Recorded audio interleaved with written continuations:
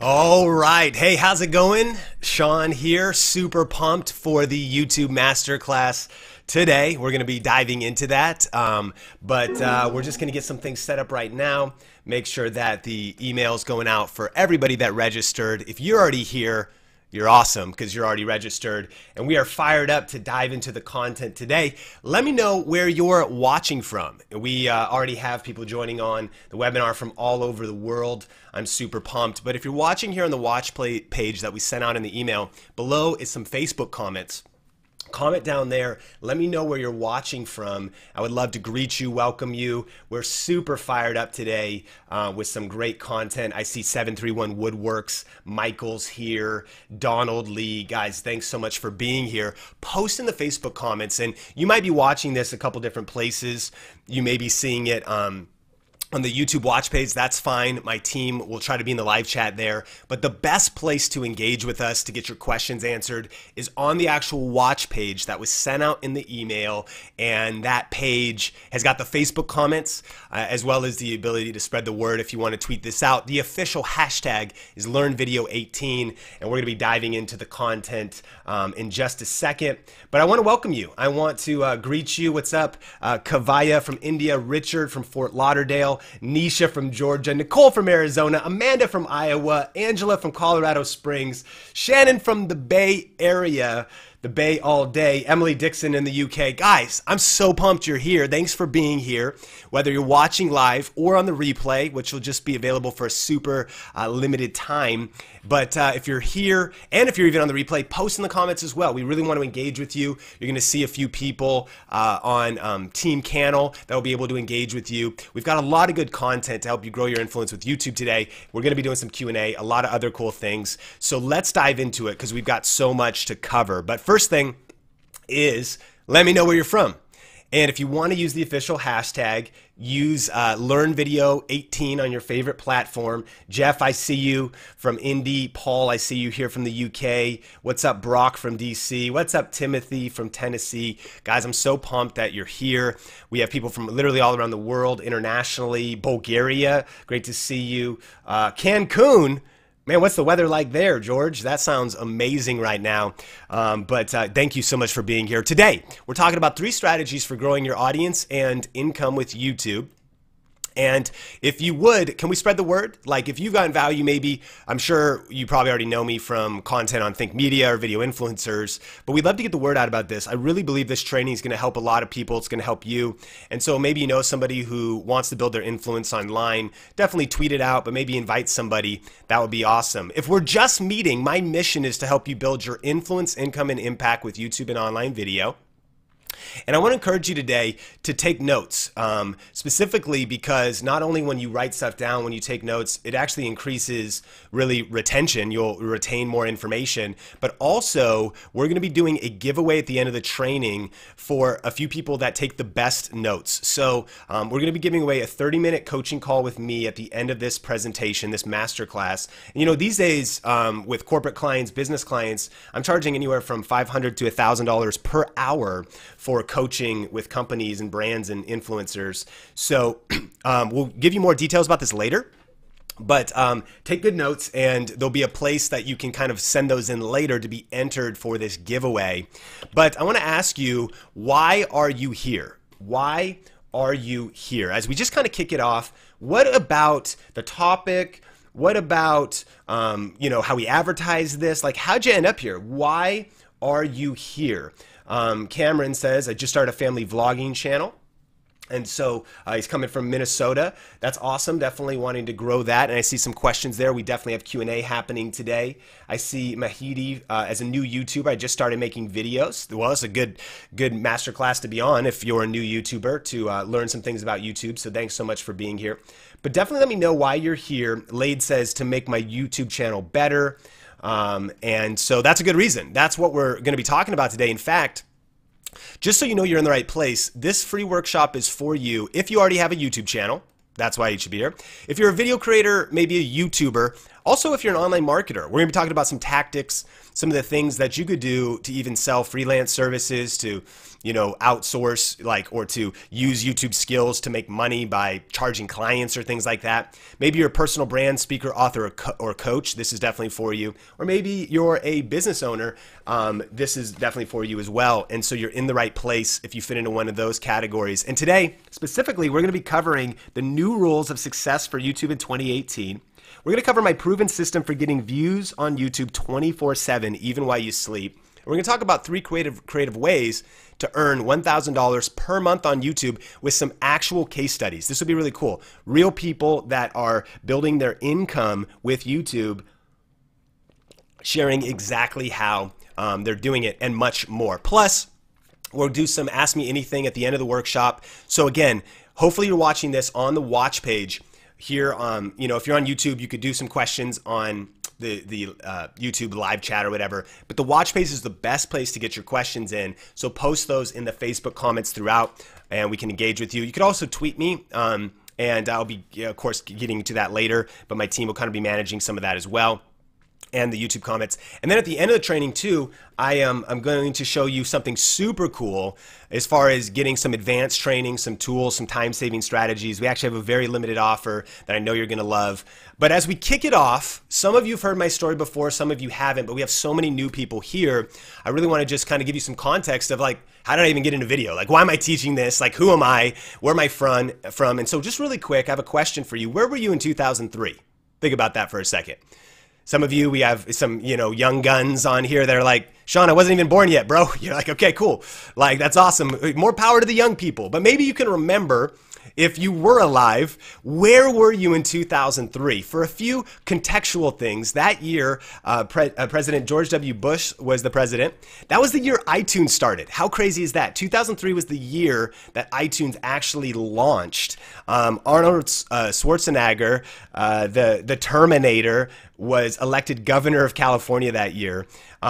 We captured, Saddam Hussein was captured by U.S. forces, and the cost of gas here in the U.S. was $1.83. So that was some of the things that were happening in 2003. But I will never forget this year because 2 life-changing events happened to me in 2003. The first one was I met my now wife, Sonia. She was a Starbucks barista. So needless to say, that was when my coffee addiction really started. I started to drink coffee multiple times a day so I could go see her.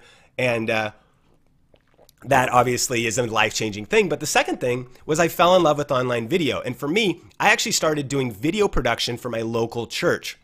And we would, maybe let me know in the comments if you can relate to really just bootstrapping things. Income's tight, equipment's tight. I don't know if you can see, these are yellow shop lights from Home Depot. This is green screen fabric from Joann Fabric Store. We were just trying to figure it out. We had no idea what we were doing, but that's when I first started to do online video and fall in love with online video. Then a couple years later, 2005, Sonia and I got married, and over time, I eventually started a media business, doing video production for some small businesses and things. She's working at Starbucks. She's also working multiple jobs. She's waiting tables, nannying, working at Starbucks. I'm also waiting tables. So let me know, maybe you can relate to the side hustle season. Maybe you're in that season right now. And we started to do YouTube. We were pumped about the possibility of doing YouTube. Right around now, it's 2007, 2009-ish. Young couple living in Seattle, working and interning at my church, trying to figure some stuff out and experimenting on YouTube. But then we really hit the hardest season of our lives. And whenever I reflect back, it's so crazy to think about how intense this really was. And really what began to happen is we got hit from every angle. First, my wife Sonia got really sick. She goes on a trip to the Philippines and begins to lose weight, eventually drops to 82 pounds, almost dies. Was in the hospital for 6 days in recovery at one point, and I was by her side during that time. So you can imagine, as a husband, I'm scared, I'm worried, I'm overwhelmed. I'm asking questions like, how am I going to provide? Because we're dual income, right? We kind of had this dream together, and that's kind of happening. Then the housing crisis hits here in the U.S. right around 2009. Things just crash. And we had been investing in the home we're living in. So we're losing our home, and we're renting another house, and that family's losing their job. So that things are just falling apart. It's super crazy. And I mentioned I was working at a church, And actually, some of the senior leadership there's just some major failures. Some money was stolen. And so you can imagine, especially in a place like that, right? Like church is a place where you would hope, and we know all people are flawed, but just it was a big blow to find like, geez, the people that we'd been following, people we trusted, you know, we have this kind of broken trust. And this is all happening at once. My wife's health, the housing crisis, that's happening. Plus, we're losing jobs, we're losing money. You can imagine, I am like, what the heck is happening, right? I'm thinking, why is this happening? God, like, how could you allow this to happen? You know, ultimately, a lot of times we can't have answers to those questions, but maybe you can relate to having uncertainty or maybe feeling overwhelmed or fear, discouragement. And I was thinking all those things, but the other thing about the why question that I think is really important and why I wanted to start out with this is I also kind of figured out my why during that season. And my question for you is, have you figured out your why? Kind of specifically, why do you want to become an influencer? I mean, maybe you don't want to be an influencer, but why do you want to build your income on YouTube? Why do you want to do this? Like, what is your reasoning for doing this? And I think that's so powerful. If you want to crush it on YouTube this year, I think it's so important to have strong reasons. Making money, sure, that's cool. Getting famous and having followers, yeah, I know a lot of people are aspiring for that, but to be honest, personally, I don't think those two motives are strong enough. Of course, we all want to do that. We're going to talk about how to do that on this masterclass. But for me, I began to think, why, like, I need to really step up as a man, as a leader. I need to provide for my family. I was thinking, you know, what is my why for wanting to put in the extra work, to learn this stuff, to hustle? And I want to hear from you, like, what is your why? What is one of the reasons why? And just kind of as a tip, the deeper you tap into emotional reasons, right? The deeper you tap into kind of purpose, and it doesn't have to be significant. Maybe it's just to provide for your family. Maybe it's to help support your church. Maybe it's to make a difference in your community. Maybe it's to impact people. I would love to hear your why.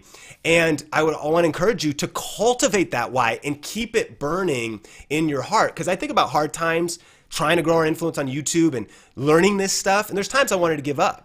But having that strong why that was fueled by my faith, by my family, was really what helped me get through the hard times. And I also learned two major lessons during this season.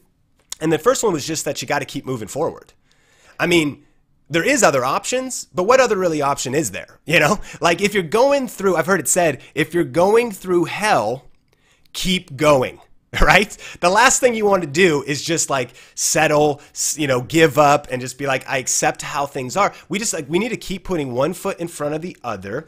And whatever you're facing today, maybe things are going great for you. Maybe they're going hard for you, but whatever you're facing, big or small, be determined just not to quit and to keep going, to keep, you know, putting one foot in front of the other. But the second big lesson that I learned was that I also needed to keep learning. And keep searching for answers, keep searching for solutions to problems. And I really want to honor you for being here because clearly you're investing in your learning. I mean, not a lot of people would be sitting on an educational class, you know, online, a masterclass, to really invest and level up their learning. So obviously you're already doing that. But what I realized was that other people had the solutions to the problems I was facing. All I needed was a map, right? I needed to find the people who had gone before me to help me get through these challenges when I was thinking, how am I going to make money online? How am I going to provide? How am I going to build our income, our influence for our future? Excuse me. And so one of the things we learned was that out of this season, difficult roads often lead to beautiful destinations. And maybe you can relate to that because out of all of that hell, to be honest, right? Out of all of those challenges, it was also one of the best seasons of our life, kind of ironically, because it was during that same season that we just started to make YouTube videos and that we discovered something amazing. Now, if you've been part of our training for a while, you may have heard this story before, but it's very important. This is our journey, right? And so we just started to experiment. This was like a gift ideas video I did. It was called Gift Ideas for Him. Just sitting on my couch. You can see my dog Rosie sitting next to me. Threw up a camera, just started shooting. But I wanted to kind of test some things and some theories out that I had on YouTube. And specifically, this video, or what I discovered was this game-changing discovery of combining YouTube with affiliate marketing. Now, what is affiliate marketing? Well, that's when you review or recommend a product and you earn a commission when someone purchases it. So, excuse me, here's how it works. You sign up for the affiliate program and then you get a custom link. And you can put that custom link in your YouTube description. And then when a visitor clicks on that, you make money. Got it? So this video, it's called Gift Ideas for Him. I just am sitting down. I go through some stuff around the house. Excuse me. And I put this content out, and there's the link. There's the affiliate link in the description. And as I began to start, here's some numbers early on. This is back in 2012. We made $5 a month. Then we made $15 a month. Then we made $259 a month. It was going up little by little. And I was like, wait a minute. Okay, this is cool. Like, I don't know everything that has to do with this yet, but I'm experimenting, and man, $259 a month, like, let's rock and roll. And so I committed to really, like, I want to learn everything about this. And a power question that I have for you, especially this year, is what are the skills that you need to survive and thrive in the new economy? I mean, in 2018, there is so much opportunity online right now. I'm so glad you're here. But you will need some new skills. You might need some new mindsets, some new tactics, some new strategies, but some specific skills. And so that was the question. I started kind of experimenting, but then I was like, man, I want to master this stuff. So I just dove in. I mean, deep. I wanted to learn everything about working online, earning income online. So I'm reading books, podcasts, I'm going to conferences, investing in courses. You know, over those years, I posted over 2,000 videos online, whether for myself or others. So tons of testing, tons of experimenting. And it was during that process of like wandering through, you know, this crazy perilous world of some stuff worked, some stuff didn't. But eventually I really hit on a strategy that I really consider the secret to success on YouTube. And I'm actually going to be sharing more on that later in this masterclass. But a commitment to learning, and over time, eventually I am where we are today, and probably how we met, which now I eventually had a side income, then part-time, and then eventually full-time income on YouTube.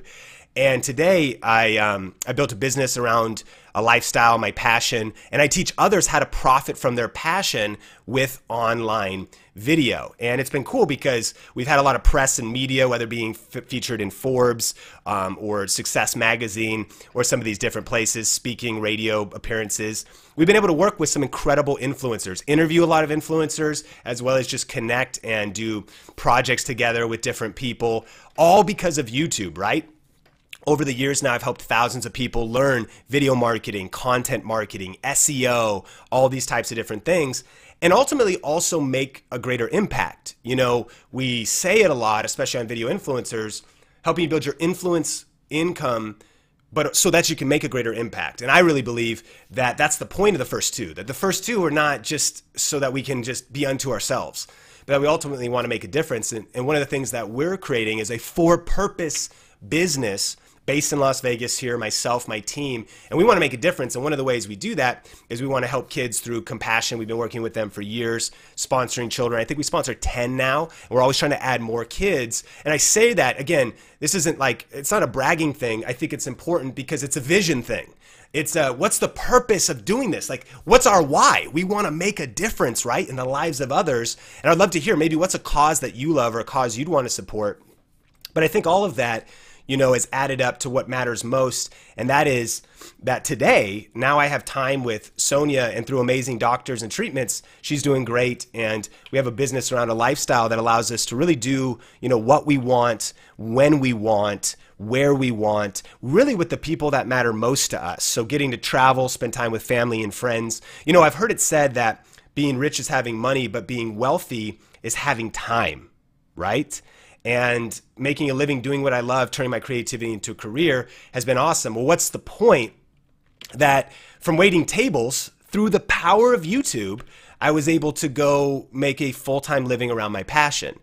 And so think about how cool would it be to be able to watch your followers, leads, income grow daily, you know, whether you work that day or not, to create additional streams of income for yourself and your family, and to build your brand faster and create celebrity credibility and authority in your niche. That's the goal, right? And that's what this masterclass is about. So if I can do this, so can you. And especially with the tips, tools, and shortcuts that you're gonna learn in this masterclass that you can apply right now on YouTube in 2018. So let's cover a couple things, some need to know facts about YouTube first, and then we'll dive into some strategies and those ways of making income. So number one, is YouTube is healthy and growing. Like, let's talk about the facts. There's a lot of drama out there about YouTube And usually the group that is the loudest, it's kind of like the squeaky wheel.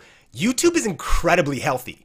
You know, not everybody's like us. Like, we geek out on this stuff. You're a creator. You're so deep. And so you know the details. Keep in mind that most people on YouTube are not knowing about the policy changes. They don't know about algorithms. You know what I mean? They're watching content, they're consuming content, and YouTube really couldn't be healthier. You know, YouTube has 1.5 billion logged in monthly users watching over an hour of mobile content per day. There is so many people on this platform, 1/3 of the internet, right?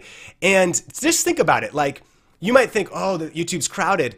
Do you know how much 1.5 billion people is? If you get a fraction of a fraction of a fraction of a fraction of 1%, you can build a full-time income around your passion. That's a lot of people. And there's actually a recent article from the Huffington Post that said the greatest surge, or the greatest surge to our global economy, is going to be happening between now and 2020, and 3 to 5 billion new people are going to be coming online. Well, YouTube is the dominant video platform, so there's more people coming to the platform. Number two, YouTube has mainstream credibility. This is crazy. Primetime hours, meaning like primetime TV hours. I grew up with television and I would watch prime. Let me know in the comments if you like remember sitting down at like 7 or 8 p.m. watching TV. I'd watch the X-Files or what was I thinking? Star Trek Next Generation. Hey, you kind of know I'm a Trekkie, right? And I'd grow up and we'd watch those things, but we'd watch them during prime time, right? Well, now, during prime time, the average day in the US, more 18 to 49-year-olds visit YouTube than any TV network. So YouTube is becoming mainstream. It's where people's attention is going. Our culture is shifting, and people's attention is shifting to YouTube, even away from mainstream TV. Additionally, YouTube is international. YouTube has launched local versions in more than 88 countries, and you can navigate YouTube in a total of 76 different languages. So no matter where you are in the world, YouTube is a great platform to be building your influence and income. Additionally, YouTube is innovating and continues to innovate. So they recently launched YouTube TV as a direct competitor against like Cox and cable networks.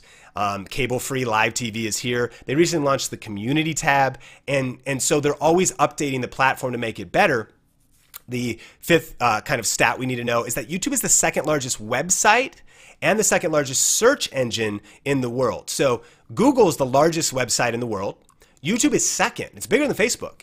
And so YouTube is owned by Google too. So when you really look at this, you start thinking, okay, man, this is a major player. I need to be playing at a major level on YouTube. Plus, it's a search engine, so you can get discovered there. But besides all of that, let's not also let's remember this fact: YouTube is free. Like, let's just take a breath for a second. I think about my grandparents, Lowell and Martha Reed. My grandpa, they both fought in the war, World War II, airline pilots. My grandma was a medic. I think about like the world they were living in.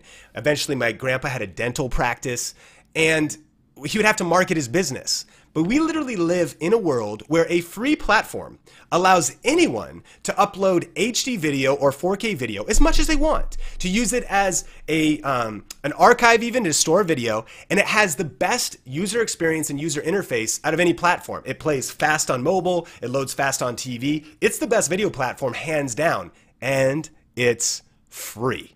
I mean, what? Like, if we just pause, you know, it's easy to get into like the challenges we're facing, but can we just embrace the reality of how amazing global distribution, YouTube's a distribution platform, that you can reach your target audience on this free platform if you put in the hustle and the work with the right strategies. But regardless of all the good news, there's always, you know, well, what about this? What about that? And a lot of times I hear a lot of myths and even limitations from people and things like this. And maybe you've thought some of these things. So let's talk about it. You know, number one, YouTube is too crowded. Like, is YouTube too crowded in 2018?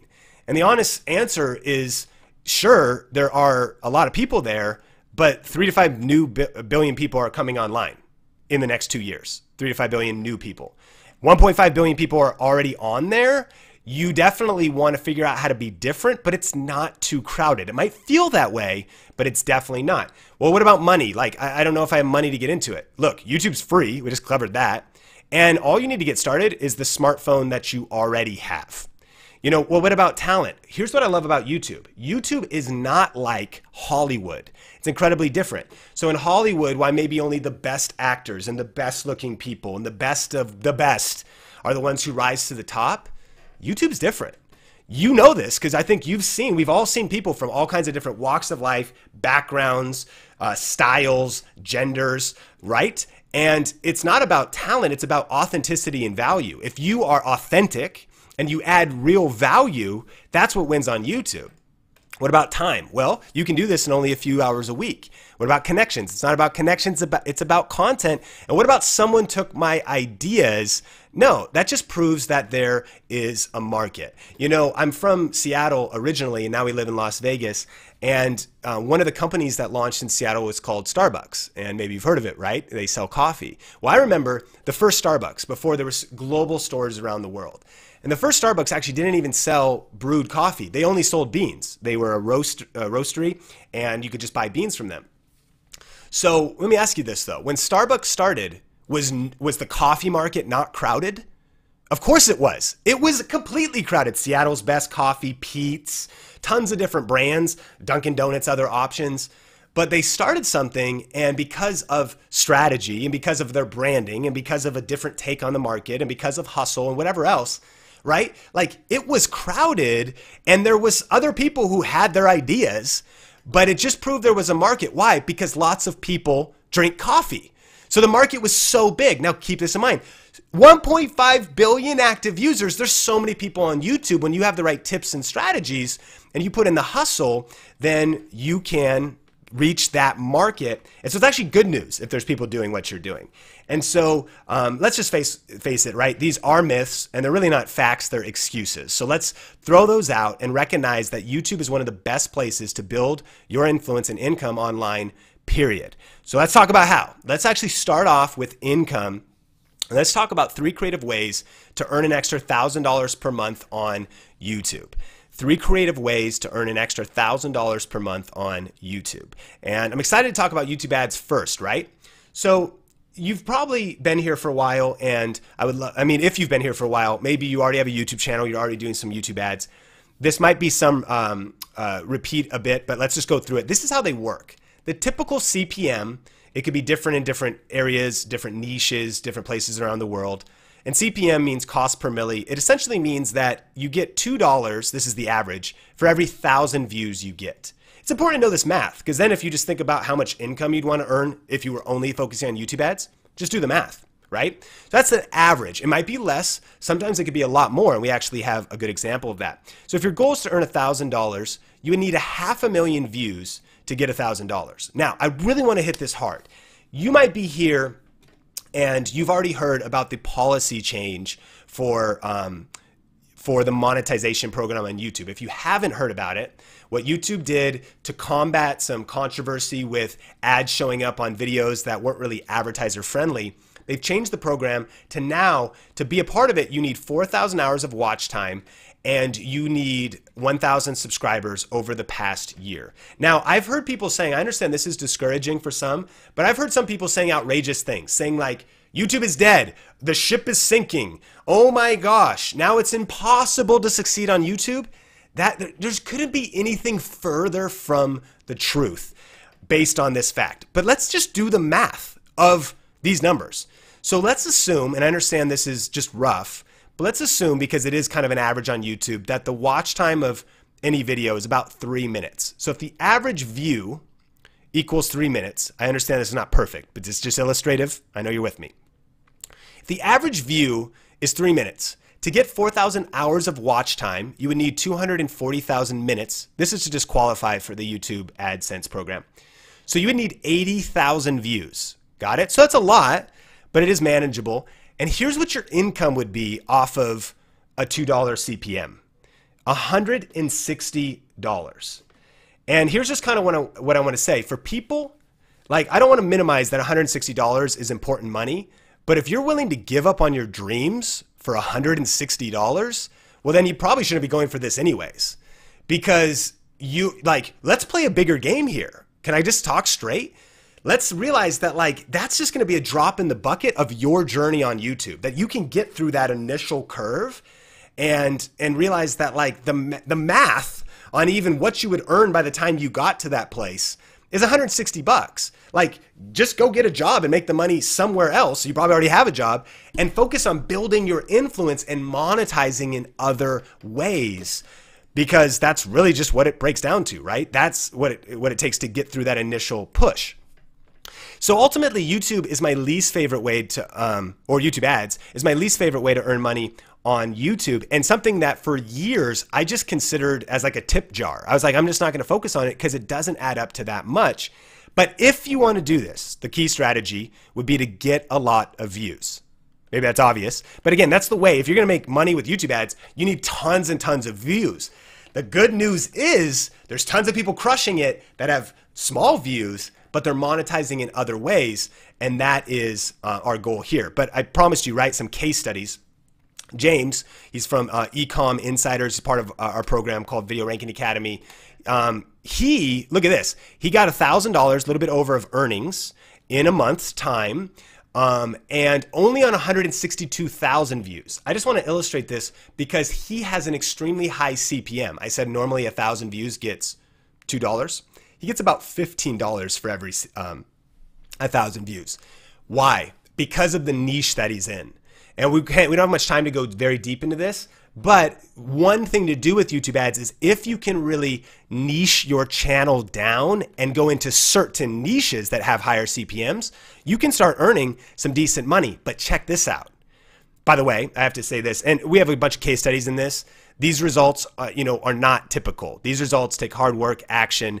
Any of the illustrations in this are here for illustrative purposes. They're not I know you know I'm not promising you that this is what you can make, but it's not a promise of what you can earn. Because also, I don't know if you're going to take action or not. Like, I don't know what your circumstances are, where you're starting, if you're even going to post videos, right? But saying that, check out what James said. My ad revenue accounts for about 3% of my income on social media. Let that sink in. This is one of the biggest things I want you to get in this masterclass. I want you to stop thinking, honestly, small, just about YouTube ads, trying to get views and subscribers. I want you to think bigger about playing a bigger game, building a business around yourself and around your YouTube channel. And you do the math yourself. James is killing it, right? And we'll talk about kind of how later, but just 3% of his income is coming from ads, right? And here's my YouTube journey back around 2013. As I was going into that year, here's YouTube ads. I made about $66 one month, but that same month, what you can see here, because you get paid out 3 months later on affiliate marketing, just so you know for the continuity of that. Look, 4x higher. So YouTube ads did about $66, but when I was just starting, I did $259 with affiliate marketing that month. So here's the thing, if the policy change was happening then, I would have been bummed that I didn't get that $66, but it doesn't have to stop you. No one is stopping you. That's something to keep in mind. You can just crush it, go all in, monetize in different ways. So the second way I want to talk about is affiliate marketing, because it's literally the best, in my opinion, way to get started, especially if you don't have a product yet, you don't have something else happening yet. Amazon Associates is a great one. There's Amazon in multiple different countries that you can sign up for to be a part of their associate program. And again, we mentioned this. You sign up, you start getting custom links. You can put them in your YouTube description, and then you can make money. And so here's an example of somebody who's a part of our community, Jabin. He's got a barbecue channel. And so he's got this video, best barbecue accessories, gifts for dad, and he'll promote it during Father's Day and stuff. So he just does the video. There he is, sitting on his porch. Talks about he loves barbecue. Again, he's building income around his passion, right? A business around his passion. And he's got his affiliate links in the description below. And with affiliate marketing, Jabin has done, it's actually way more now, but so these kind of older numbers, $500 Canadian. He's in Canada. He's done about $100 on other affiliate programs. And here's another cool thing. It's just a bonus. When you build up your channel in a specific niche, you can start getting free product. And because he loves barbecue and his barbecue channel, he actually has a meat sponsor. He gets free meat. He has gotten free, he got a free grill. They started sending him, it's a lot more than that too, a lot of free product from that. Of course, I know many of you, in fact, I'd love to hear what niche are you in? Post that in the comments. what your niche is. And Kimberlea is, you know, doing different things on her channel. Here's like a video about nail tutorials. And then of course in her YouTube description, she links to the nail polish, right? So what niche are you in? Like, what is your topic? You know, Kimberlea, now I think she does tech accessories. Jabin's doing barbecue. George, I see, is in traveling and health. Lynn, women's clothing. Renee, indie games. Alma, and travel. I love it. And so lots of different niches. And here's the thing. This works in any niche. This is Heather. She has a homeschool channel. And look at this. 3 best books for homeschool moms. And she's earning money with affiliate income. And I think she didn't even post, or maybe only posted 1 video in this last month, but earned something like $50 because she had some videos out there. And so that's really cool. So a power tip is there's an affiliate program for pretty much everything. Like, just check. You can just Google it. Like, Google the brand you love and type in affiliate or associate or ambassador program. And so this is Timothy, and he's got a tech channel. He's got a lot of videos on drones. And so again, he's building his influence. He's got good subscribers, good views, but his channel's not huge. So you might think, well, man, if he doesn't have a huge channel, he can't be making big money. Well, aha, well, let's check it out. And so with affiliate marketing, this seems insane to me, but check this out. This is his DJI affiliate program. $15,000, you know? Now I have to say, again, like, results are not typical, but this is real, right? Like, think about that. And that's just one program. So Timothy is doing Amazon. He's doing other affiliate programs, but that's some serious coin, right? From affiliate marketing that, again, not based on YouTube views. You got to get views if you ultimately are going to do it, but not because of YouTube ads. So post in the comments, what is one affiliate video idea that you could do related to your niche? Here's a couple examples, like product reviews make the most sense, or 5 examples here. Product tutorials, like showing someone how to use it and then you can link to it. Favorites videos, like, hey, here's my January favorites. I'm sure in the beauty lifestyle niche, those really lend themselves. Hey guys, I'm linking to everything in the description below. Best of videos, comparison videos. There's actually literally probably hundreds, but those are some of the best ones. But I'd love to hear from you. What is an affiliate video that would be specifically like good for affiliate marketing that you could probably you know, work on? And so, you know, even Dee Dee says, well, my niche is comedy. My niche is comedy. So it's really not necessarily affiliates, you know, potentially, but at the same time, you get to shape your content. And so if you did a Saturday show about favorites, if you did, again, if you want to earn income, you might need to reverse engineer the strategies. Does that make sense? I mean, at the end of the day, like, if you want to create a path to income, then go down the path that leads to income. And so we could talk about that a little bit later in Q&A, but I think there's a lot of things you could include. Keep in mind, you always have a blank slate for what shows, what videos, what episodes you're doing on your YouTube channel. And so definitely post some ideas, and don't just post them. This is a masterclass. There's a reason I want you to take notes. If you want, excuse me, grab your calendar, grab your phone, and schedule when you're going to shoot this video. Because again, I don't want to just communicate some information on this thing. I want you to get some results. I want you to build your income. And the way you're going to do that is by taking massive action, right? And so different types of affiliate marketing examples. Number 3, you could sell something. And by the way, you should sell something. Even if you're just starting or you haven't started yet, I want you thinking about this from day one. I want you thinking about this right now. In 2018, I want you to be thinking about this because, again, same thing. I love that question. You came in, well, I have a comedy channel and I do story time. If you're going to build a business model around your YouTube channel, you have to build a business model around your YouTube channel. Excuse me, Sean, the profound sentences. Well, I know it's not profound, but ultimately, again, if you want to build a business model around your YouTube channel, you just got to actually do it. And selling something is a great way. For example, merch, right? And so I asked in our private Facebook group, what are some of the merch things you guys are doing? Someone has a journal, someone's doing shirts. Jabin, we mentioned him. He's doing his own line of barbecue rubs that he sells locally and seasonally. Tim is an artist, so he is selling his oil paintings, so t-shirts, accessories, art, creative. We're talking about how to build your income by actually creating and selling something. Got Love, they're Las Vegas vloggers here in our city.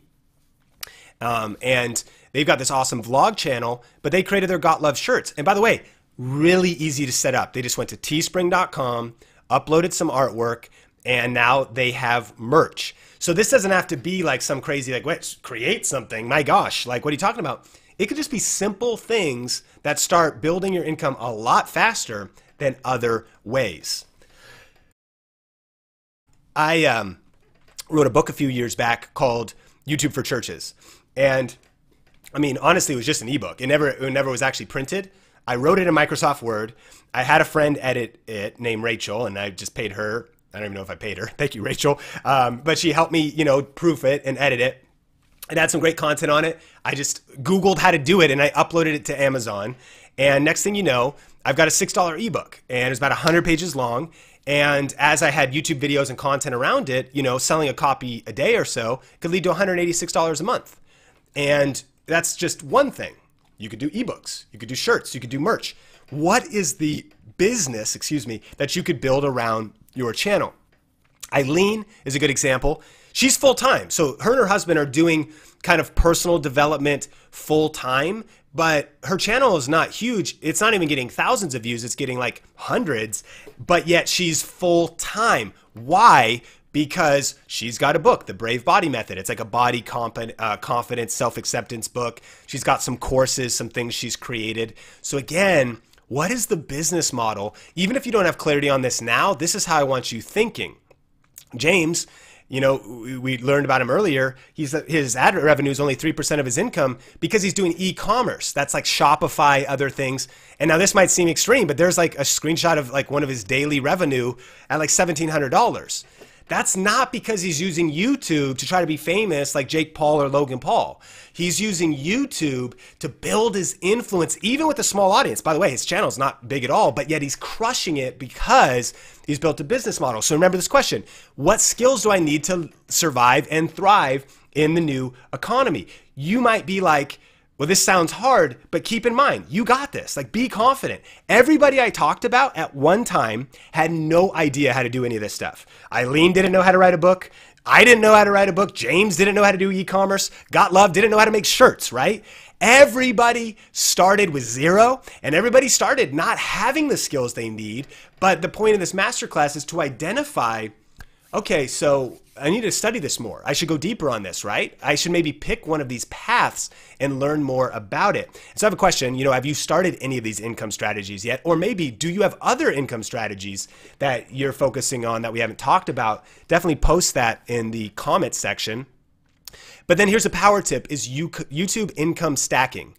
And this is like where you can then take these and stack them together. And what I've actually learned is that the influencers, the people on YouTube, the entrepreneurs that are crushing it the most are not just having one or two streams of income, but they have multiple streams of income. And that's really how they go side, part-time, full-time on income on YouTube. And so there's other ones we didn't talk about: crowdfunding, merchant products. There's tons actually, but brand deals. When you add those together, they could begin to add up to something significant. So the power tip here is strategically build multiple streams of income this year around your YouTube channel. Okay, so we've talked about why YouTube is one of the best places to build your influence and income online in 2018. And we've also gone through 3 different ways to earn $1,000 on YouTube, looking at some real case studies of people that are doing it in different ways in different niches. So now let's talk about the new rules for YouTube success this year and some of the strategies that I'm focusing on. So here's a question, rhetorical. What does YouTube value most? What does YouTube value most? If we want to crush it on YouTube, it's probably important to know what YouTube values most so that we can play by their rules so that we can win on the platform. So what does YouTube value most? Well, when I talk to most people, a lot of times they think it's maybe subscribers. Like, oh, how many subscribers do you have? Or more than that, a lot of times they think it's views.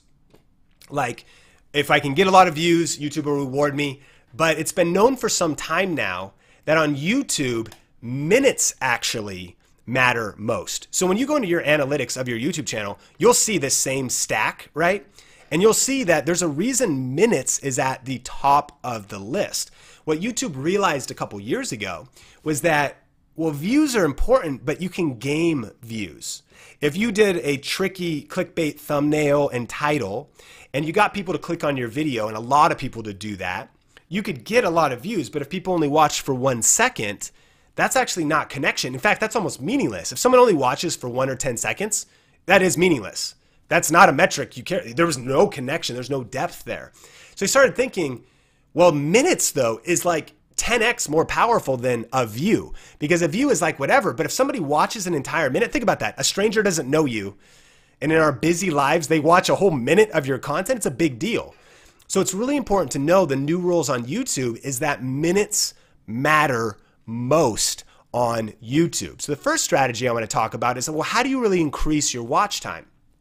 So write this down: thumbnail, title, hook, content. Thumbnail, title, hook, content. I think it's important to really think through and think that people never go from not watching your videos to like finishing your video and subscribing. That might happen, but there's so many things that need to happen in between, and that we should remember about doing the best practices at every stage along the way. So what I mean is that if, before anyone ever watches your video, they have to read your title. And usually before they read your title, they have to look at your thumbnail. Now you might be like, well, Sean, these are some of the basics. Of course, I mean, be consistent, do your thumbnails, whatever. But let me ask you, like, are you doing them well? And are you doing them at a mastery level? Like, can you level up your thumbnails, your titles this year? I think you can. And I think you need to, because even though this might even be common sense for those of us that have been on YouTube for a while, it's not necessarily common practice. Like, are you executing at a 10-10 level? If not, I really want you to work on it this year. And so keep in mind, excuse me, this thumbnail, one of the goals here is to kind of be enticing. Write this down. How can you make your thumbnails provocative to kind of capture attention? So wait a minute, a 400mm pocket camera? So for any photographer, that's outrageous. Normally, this lens is what 400mm is, but Canon released this 400mm concept camera that fits in my hand. So I wanted to think, how can I make the most attention-grabbing thumbnail possible? And then knowing, though, that like it starts with the thumbnail, but one mistake I see people make, they make their thumbnail even say the same words as their title. You don't want to put too many words in your title. We're putting less and less and less words. Most of the time trying to put 2, probably at the most 4. But notice the title's much longer and it builds it out more. A 400mm Canon camera lens that fits in your pocket, ? Using the hashtag. This was around a tech show that we did recently. So people are going to look at your thumbnail first, but then you need a great title, master that skill, but then you need the hook. Just because someone clicks, they're not going to finish your video. Study your analytics. You want to take the first 5 to 10 seconds to, and sometimes I take maybe 20 minutes to actually think about, write, script the first 5 to 10 seconds of my videos, because it matters that much. Again, if you want to get watch time and if minutes matter most, you want to master this stuff, right? And so you want to craft the first 5 to 10 seconds of your video to tease and create interest for people to watch the whole video, and then think about, how can I make the content itself engaging? How can I maybe make it half short and twice strong?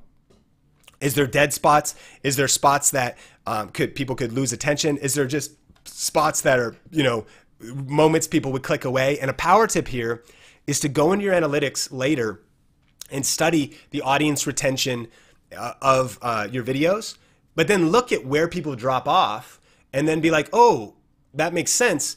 And like one of the things we realized was that actually what we're doing right now, like on a webinar, when I do this, if I do this in a YouTube video and you don't see my face anymore, I can see in my analytics of that audience retention that actually is where people drop off. So one of the things that we try to do is on YouTube videos that aren't like a masterclass like this, we try to actually make a slide like 80% of the screen and keep me on the screen like 20% to keep the eye contact going. The only reason I learned that is because I studied how is my content performing and how can I improve my content to get more watch time. You got to do that this year because minutes matter most. Strategy number 2, how to get more views this year. Views. Now, if you go into YouTube and you go to your traffic sources, you can look at where views come from, And traffic equals basically views. So where views come from, in this case, it's a screenshot of Think Media, suggested videos, YouTube search, browse features is at the bottom of the page inside of your YouTube Creator Studio in the back end. And so let's keep, what are these? And this maybe you've heard of this, maybe this is new to you. What do those mean? Well, what are suggested videos? Suggested videos is the biggest way that we're getting traffic on Think Media. So that's when there's, of course, those that are on the side, those other videos that say like up next, you could see, those are suggested videos. At the end, when a video ends, videos pop up like this. Those are also suggested videos. There's things like browse features, the YouTube homepage. You want your content showing up on the YouTube homepage, and you can go in and see those numbers. And so from these three sources, 81% of the views on Think Media come from those three sources. So how do we hack the suggested videos on YouTube? And in my opinion, this is the best way, and this is how I want you thinking in 2018. I want you to be thinking, what can we learn from House of Cards, Breaking Bad, The Office, basically your favorite TV show? And let me know what your favorite TV show. I want everybody doing this. If you're on the replay, if you're live, post what is one of your favorite shows. Is it The Flash? Is it NCIS? Is it Law and Order SVU? I don't know. It's Sports Center. But what we can specifically learn right from these shows is that they are bingeable, right? I think I remember when my wife Sonia went on a trip and I heard Breaking Bad was a popular show. She went to Washington to visit some family for a couple weeks. And so I was just like, all right, well, what am I going to do? And I started it. I had a full-time job at the time. And let me just say that I was probably a bit irresponsible with how much sleep I was getting each night, because I may have been watching 2, 4, 6 episodes a night, 7. I don't know if you've ever been there. Let me know. Can you relate to when you really fall into that bingeable loop? Well, what we're learning from binging content on Netflix, on Hulu, is so relevant to YouTube. In fact, it's one of the most important YouTube strategies this year, is that you would create bingeable content. So I want to share this strategy with you that we're calling circular video virality. Circular video virality, and ask yourself, how can you apply this to your content and your niche? We've heard from a lot of people. In fact, let me know if you've ever binged content on video influencers or Think Media. Let me know in the comments, because a lot of times we get a ton of feedback about people doing this, and it's a result of intentional strategy through circular video virality. So here's an example. Now, you know that I teach people how to get results with video. So, for example, I might do a video, how to get started in video production. 5 tips, how to get started. But then I also might do a video, well, if you actually are starting in video, that's maybe some overview mindset stuff, but then you're going to need a camera, right? So there's a camera buying guide. And that was actually a YouTube live stream that I did. So that's a whole nother strategy. And then though you get the camera, but if you're going to shoot indoors, you need lights. Like lighting will help your videos. And if actually you have questions about these are some good videos that are on screen right now to check out later on Think Media. But then if you're started with creating videos and you got a camera and you got lighting, well, how do you actually set up your YouTube channel? And then if you got your YouTube channel, well, how do you get views on your YouTube channel? And then if you got views on your YouTube channel, how do you actually make money on your YouTube channel, right? And so what happens though is, because of creating this circular virality, is through suggested videos, now, well, somebody might find the lights, but then want to get the views. And then somebody might actually want to be like, well, how do people make money on YouTube? But then, okay, well, cool, I need to get started with a camera. And so here's tip number 1 of this, is create related videos and series. I want you to stop thinking in terms of one video at a time. What's the next video I need to make? And start thinking in series of related and interconnected content in 2018. Your goal is to show up in your own suggested videos. Number 2, before recording, plan call to actions to other videos. So I might be like, in this best cameras, we're talking about this, but by the way, if you don't have any lighting at all, it doesn't matter how good your camera is. If you don't invest in lighting, then it's not going to produce good results. So I have a video on lighting. If you want to see that, you can check out the YouTube card. I'll also link it in the description below. I'm planning ahead of time call to actions to other videos, creating this circle of viewership, which is hacking suggested videos. So it increases watch time, increases sessions time. Definitely also strategically use playlists. We can't go into that here. There's lots to do with playlists, but be using playlists. So with circular virality, it hacks all these things. It'll hack YouTube search and suggested videos. And then you have YouTube cards and you interconnect your videos. You use the end card features, the new end cards on YouTube. That's part of the new rules. Playlists, links in the YouTube description. And it creates this wheel of traffic. And that is what has been partly attributed to us even continuing to grow and see massive results on YouTube. So far we've talked about thumbnail, title, hook, and content, right? We got to get that watch time. We've also talked about circular video virality. And those are two big strategies we're focusing on. But my main strategy and focus for 2018 this year, I mentioned it at the beginning of the masterclass, right? I stumbled on that secret to success. We tried lots of things, lots of good tactics, lots of good strategies, but there was really one thing that changed everything for us. If you've been a part of our community before, maybe you've heard of this, but it is still the thing that is why we're growing, how we're growing, what we're focusing on. And this is what I promised you, my proven system for getting views on YouTube 24/7, even while you sleep. And it's what's resulting in this. Now, lately, this is a screenshot of one of my favorite features on YouTube. It's called real-time analytics. So if you go to your Creator Studio, click real-time analytics, you can actually see in real time, like every hour, in the last 60 minutes, how many people are viewing your content. These days, it's anywhere from 2,500 to 3,500. Now, that's a lot. And again, it took time to build up to that. But think about that. In fact, on this masterclass, we're probably going to hang out for, with Q&A and everything, probably 2 hours. So about 5,000 people I'm not posting videos. This is private, right? We're just hanging out. But people are discovering content on autopilot, which when I was asleep last night, people are watching videos. This is happening. Crazy, right? That's why YouTube is so powerful, because it can work for you when you're not working. And that strategy is ranking videos in search. In 2018, this is still the premier strategy, I believe, for getting found, getting noticed, and growing your influence on YouTube. It ties in with everything else, but it is the thing that we're focusing on. So what exactly is ranking videos? What do we mean by that term ranking? Well, when a user types in a topic or a question, your ranked video shows up in the top search results. That's what ranking videos is. And so, for example, if someone types in how to get free stuff on Amazon, these top 2 ones, those are ads. But this one is a ranked video, and it's actually produced, this is an older screenshot, as of recently, 2.3 million views. Because when someone types that in, that video shows up. It's a big search term. What? Now, most of my videos don't get that. But imagine, like, if a video even just 10% of that took off for you, what that would do for your brand and your channel. It's the power of ranking videos in search. Over the years, and we have a new one out this year, best camera for YouTube, and ranking videos in top search results, and also even outranking much bigger influencers. Dulce, we've had her on Video Influencers. She's huge. Mike, I think 2 million subscribers. But look, we're outranking her, even Ty Lopez. You've probably seen him, internet marketing and whatnot, that guy, yet we're outranking him in search, right? Someone types in a search term and the video ranks. And what's crazy is videos can also rank on Google. So we get a ton of traffic from Google. So what would it help your business and brand to rank on, the top spots of Google?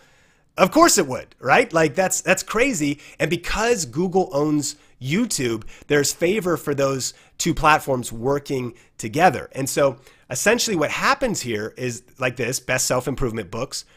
This is a cool tool, and I'll tell you about this in a second. But this video is getting 72 views an hour. This tool shows us. And it is over 250 days. It's actually probably about over 500 days old. And you can see these are all the tags that this video ranks for. That's what those blue numbers are. So when people type in different search terms, this video shows up, and then it's earning income on autopilot daily. So let me know in the comments, is this making sense? Are you like, oh my gosh, like, whoa. So I mean, like, you do that, you get this video done. Now it's like 2 years old. It's still ranking. So people find it every hour. They see it. And then there's affiliate marketing connected to it. So we're creating passive income. And whether we post new videos or not, our business grows, our brand grows, and our influence grows. Why? Because of ranking videos. Is this crazy? Like, let me know in the comments, like, what you're thinking, what you're seeing from this. And so the power of ranked videos is that you get views while you snooze 24/7, 365 days a year. And each video becomes like an employee that will build your brand daily, but you only really pay once, right? It's like an employee that, sure, you got to get the video done. You got to create the video, you shoot it, you optimize it. But when you do it right, it's the reason why I wanted to put so much hustle into this, because I had a vision where I was like, man, if I put the heavy lifting up front and I do it right and I master these skills, then these videos will work for me. And eventually it'll be like I have an army of videos. Like, I consider like a video is like a part of the army. Each video is building this massive army that builds massive momentum of traffic, growth, views, and things like that. And ultimately your ideal audience actually comes to you. You know, you're not trying to like tweet it, Instagram it, convince people to watch your videos. They type in a search term and they find you. It's awesome. And then you get views, subscribers, and income on autopilot. Now, I mentioned that tool. It's called vidIQ. I highly recommend you use it. You can just sign up at vidIQ.com if you want to get the plan I use for a limited time for free. Like, it eventually is, I think, about $7 a month. Totally worth it. But you can go free for, I think, 30 days at vidIQ.com/think. But even just the free version is awesome. But what you want to do is install the Google Chrome extension, which is called vidIQ Vision for Google Chrome. That is how I get all those numbers and data on this side. And it's a huge tool that helps me ranking videos. And so you might be thinking though, okay, but Sean, it's 2018. Like, what about algorithm changes? What about things? Does this still work? Well, at the beginning of this year, we go to a tech show called CES. And this past CES, we shot 18 videos. Now, that's a lot, but they're kind of easy to make. What we just do is we go to a booth and highlight a new product and typically just let the person at the booth talk about the product. So the model of getting lots of content out, it's kind of a power strategy. Go to a live event, create a lot of content while you're there. 18 videos. Like, we did it all, like, it's, you know, it's kind of cool because we did it all in one place. But what's the point? 100% of those videos rank. All of them. They all rank. You can see the playlist. All of those videos rank. So if you're just like, Sean, what are you doing in 2018 to grow your influence on YouTube? This. Still. And it's not just me. I mean, people in our community, they're doing it also. Ranking just works, period. Like, it's the way people are growing their channels. Ranking videos is the #1 way to grow your audience and income on YouTube, period. So a couple power questions. What is your target audience typing in YouTube and the Google search bar? And what questions is your target audience asking? What questions? Because it's what they're typing in there that you can then show up on the other side. So you want to figure those out. So what's your target audience searching for? You want to include that search phrase. This is some ranking basics in your title. So in this case, this was from CES, right? We included that in the title. We also included it in the description, and then we included those search phrases in the tags. And that is kind of the basics of ranking. There's a lot more goes into it. There's about 19 different ranking factors that YouTube considers, but that's kind of 101 that you can get started with and take action on now. And this is what I'd be focusing on. This is how I went from total obscurity with people not knowing me and not watching my videos and not seeing our stuff, because that's the question. How, when nobody knows you, do people find you? Well, if they type in a search term and you're on the other side of that search term, they just found you, and now you could start a relationship and build your community. And really, ranking videos is the foundation. Honestly, ranking videos is also the foundation of suggested videos. It's the foundation of circular video virality as well.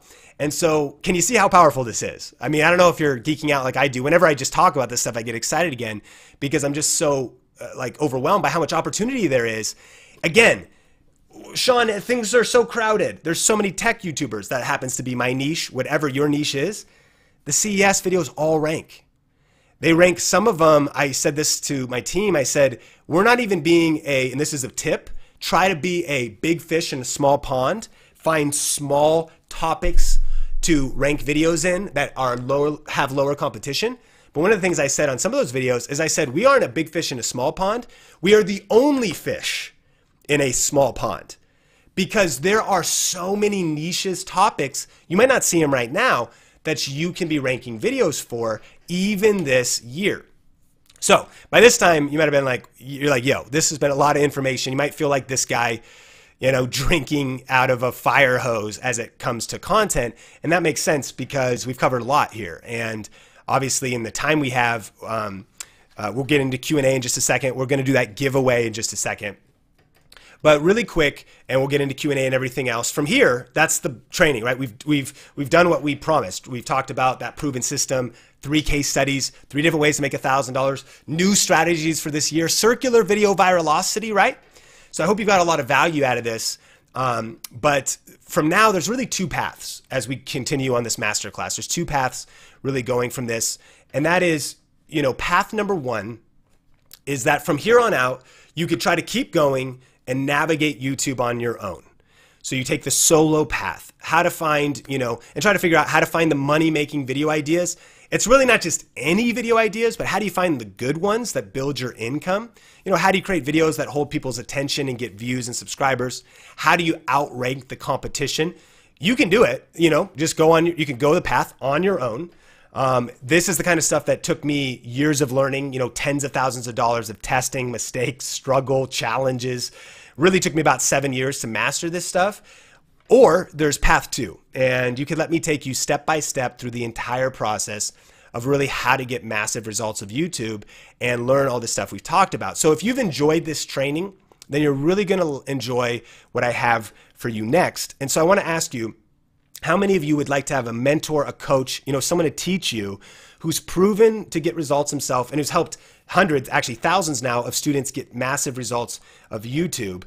Type in the comments below. Do you want path number 1? You want to go it your own, figure it out? That's totally fine. Either path is fine. I'm just curious.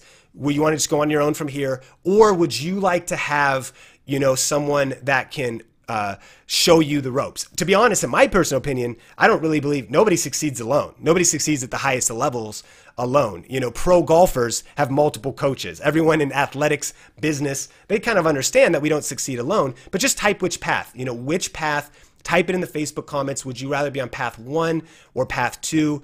Would you want to go on your own? Or you know, with somebody else? Vanessa says, I need a mentor. Steven says path 2. Christian says path 2. Brenda says path 2. I see a lot of path 2s.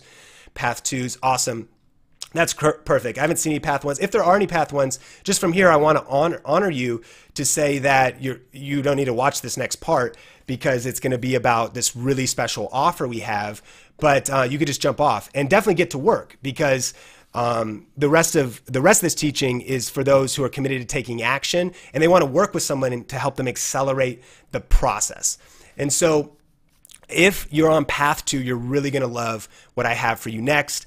And then, like I said, we'll do Q&A and whatnot. But I want to introduce to you Video Ranking Academy 2.0. 2.0. This is our premier online course and community, and it's actually a brand new, revised and expanded course for 2018. So there's a lot of people in the space, right, that sometimes like throw something together. It worked like 10 years ago and they just still kind of put it out there. We are constantly tweaking, working, and like, I mean, we just got done a few weeks ago putting out 18 new videos doing this stuff. It works. And the new nuances we've included in VRA 2.0. And so it's really the proven system for ranking your videos, growing your audience, and turning views into income with YouTube. So the goal of Video Ranking Academy is this, like getting your videos in search, because the result of that is so many other things, right? And so whether back when I did my Sean Cannell channel or on Think Media, all these different channels, it's about ranking videos, getting your videos to show up in top search results.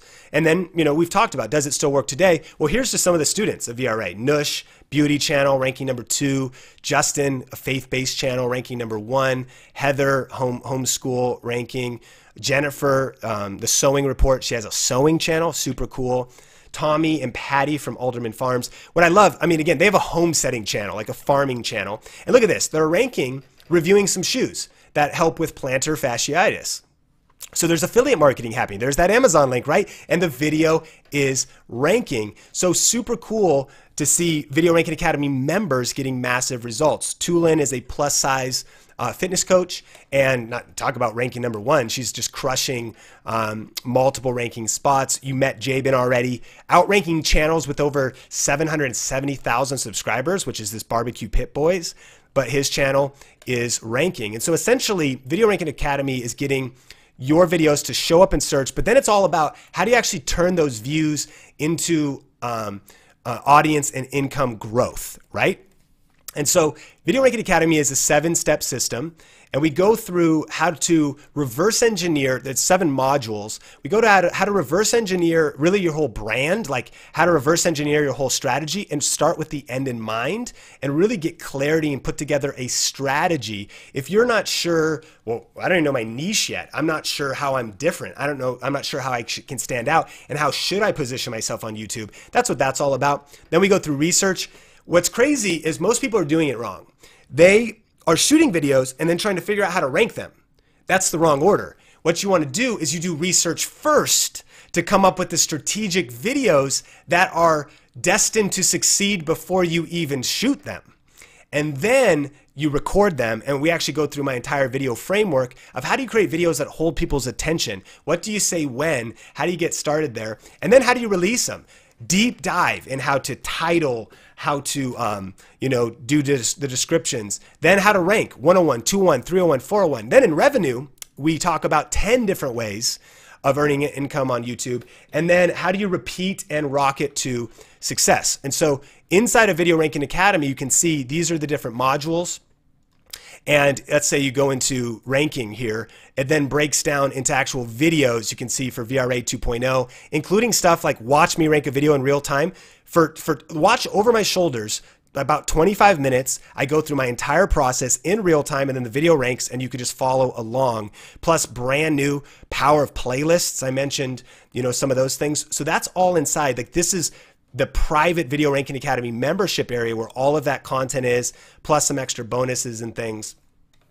And so what's included exactly inside of Video Ranking Academy, and thanks guys, we'll be doing Q&A in just a second. So by the way, be posting your questions, but inside you get the 7 core VRA training modules and all the study guides and checklists, plus, and this is what a lot of their favorite thing is our private Video Ranking Academy Facebook group, so that you can get quality answers fast when you have questions, so that you can get industry updates. Here's what's cool, is that myself and my team, we're not like people who at one time did YouTube and now we're teaching in a college about success we had 10 years ago. No, we're still doing it. And so when there's industry updates, when there's changes, you can be confident that you'll get the best information as it comes out, as well as the ability to connect with other influencers, for collabs, access to my team and I, accountability, motivation, community, all of that stuff. So at this point, you might be wondering, like, what's the investment to get in? Like, to enroll in this program, what does it cost to get into VRA? Well, if you were to try to figure out all this stuff on your own, kind of like I did, and then eventually I did start to invest to take a shortcut, but it really took me like 7 years, right, of trying to figure this out, and trial and error, time, money, all this kind of stuff, opportunity costs. Like, I wish I would have taken a shortcut because it took me so long to learn this stuff. And so life, money, the delay of missing maybe the open window of opportunity on YouTube. Every year, it does get a little more crowded. 2018 is looking bright, but VRA is the shortcut. But, try to figure it out on your own. It's incalculable, right? Because it could it costs just life and time. You could also go to college or university, a 1-year video marketing degree or something. There's a famous video film school called Full Sail in Florida, I think. It's very expensive, but $35,000 to $55,000 a year. And of course, that's not going to be specialized strategic training like Video Ranking Academy. It's going to be more general class-based training. But good, you could go that path. And then these days, a 1-day training with me is about $5,000, where I will actually, what's funny is I will go into corporations, work with businesses and influencers, and I just teach them what's inside of Video Ranking Academy. They want me to just come, and I'm like, you could get it inside of VRA, but they hire me to come in person to get all of that content. So really, when you add up the 7 core VRA modules, the study guides, checklists, and process maps, and the private Facebook group, you can see it's easily valued at over $3,500 And the public retail price of Video Ranking Academy 2.0 is $497. But this is a special masterclass. I want to honor you for your time and for being here. And we do this kind of at the beginning of the year to give just value that is insane. We wanted to put together a package that really just honors you, gives you the ability to get massive results with just a crazy offer. And so for a limited time,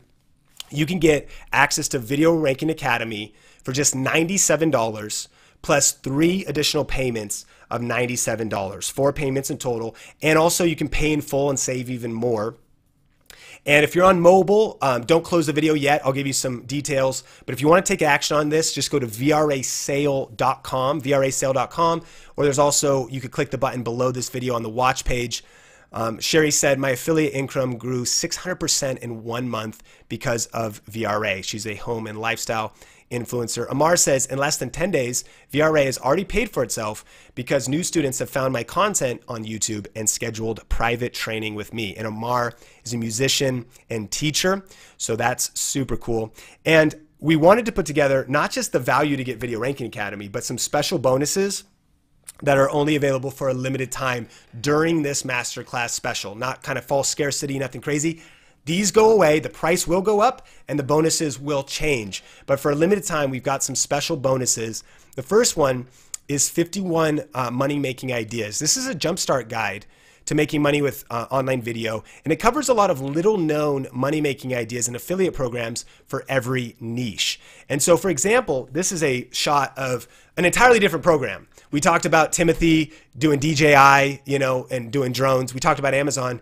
This is an entirely different affiliate program based off of one video. And in 2017, it earned around $3,000 and has already been earning money in 2018. And the video this is based on is over 630 days old. So that's kind of the point of this guide, is to think out of the box, to think different, to play a bigger game, to play with some different strategies, and to not do what everybody else is doing, but get big results like that. The second bonus is 2 private group Q&A calls with me where you can ask me anything, get specific coaching. We'll do video and channel reviews. And there's a lot of people in Video Ranking Academy, but this will just be for the group that enrolls during this special, right? And so it'll be a small group of us so we can actually get hands-on and make sure that as you're going through VRA, you get all your questions answered. Bonus 3 is our Grow with Video course. It's an insider's look more at our 2018 strategy, plus a lot of time management and strategic planning that we do. We also go through all the app software and tools that we use in our business. And Heather on my team, she is the one with the homeschool channel. She actually has a session in there where she talks about how she grew her YouTube channel to over 7,500 subscribers with about 250,000 video views in only 10 hours a week, because she's working on our team. She's a homeschool mom. She's married. She's got life responsibilities. They volunteer and do stuff at their church. And so, you might be thinking, well, okay, but can I do this with a limited amount of time? Can I do this with a limit of, with only a few hours every week? And the answer is yes. And what's cool is, again, sometimes you might be like, well, Sean, you're able to devote your full attention to this. Well, I didn't always. I went through every season just like we all will have to. But what's cool is that Heather breaks that down in literally how to accomplish what she's built in a short amount of time. And finally, as just a super limited bonus for this launch special, we're actually going to be doing our full circular video viralocity training as a bonus. And so this is a $497 value that you'll get included today by just enrolling in VRA. We did an overview of what it was, and you saw it, and it's crushing for us, as you can see in our watch time and our results that we're getting. But you'll get full access to that today as well. That's, again, leading to these huge results that we've been getting.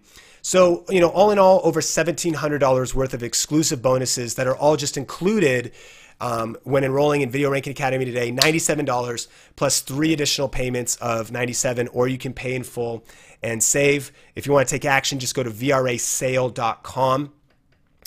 Steve Panette, he's actually doing real estate. And he said, I'm able to double my video viewership and increase the income in my business. So no matter what your background is, if you want to be a YouTuber, VRA works. If you want to be, though, if you already have a business, VRA works. In fact, if you watch the video about the 5 paths of being a videopreneur, it works for all paths. These are the skills, the best practices, the tips that work in these different niches. And he's been crushing selling homes.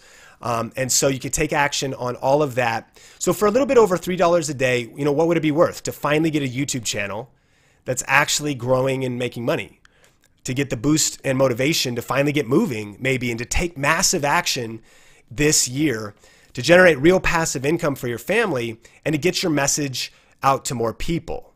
Would it be worth it for just a little bit over $3 a day? I think, yeah, you know, if all this did for you, think about your priorities. Like, where do you want to be in the next 1 month, 6 months, a year?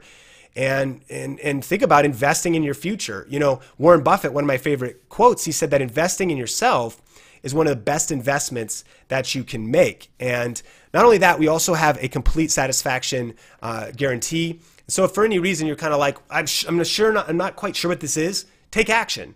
VRAsale.com, enroll. You've got 30 days to check it out to see if it's right for you. No stress. We're actually, I take a lot of kind of pride in the fact that we have one of the best reputations in our industry of not only creating great programs, but also, you know, honoring this, like no weird issues or whatever. Like, we're here. Like, I'm on Twitter. Like, I'm here. Like, this is, my team is here. Like, we're real people with real offices. You know, we work from home and things like that. But you have zero risk free, right? There's no risk.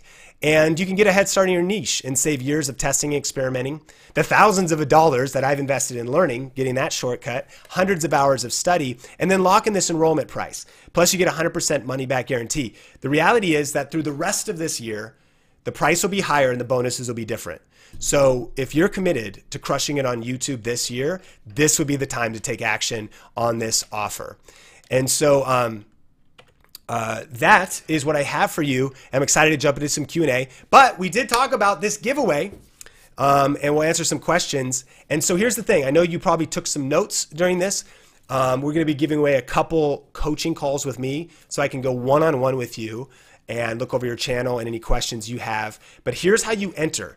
Go to Facebook, fb.com/Sean Thinks. That's my Facebook page.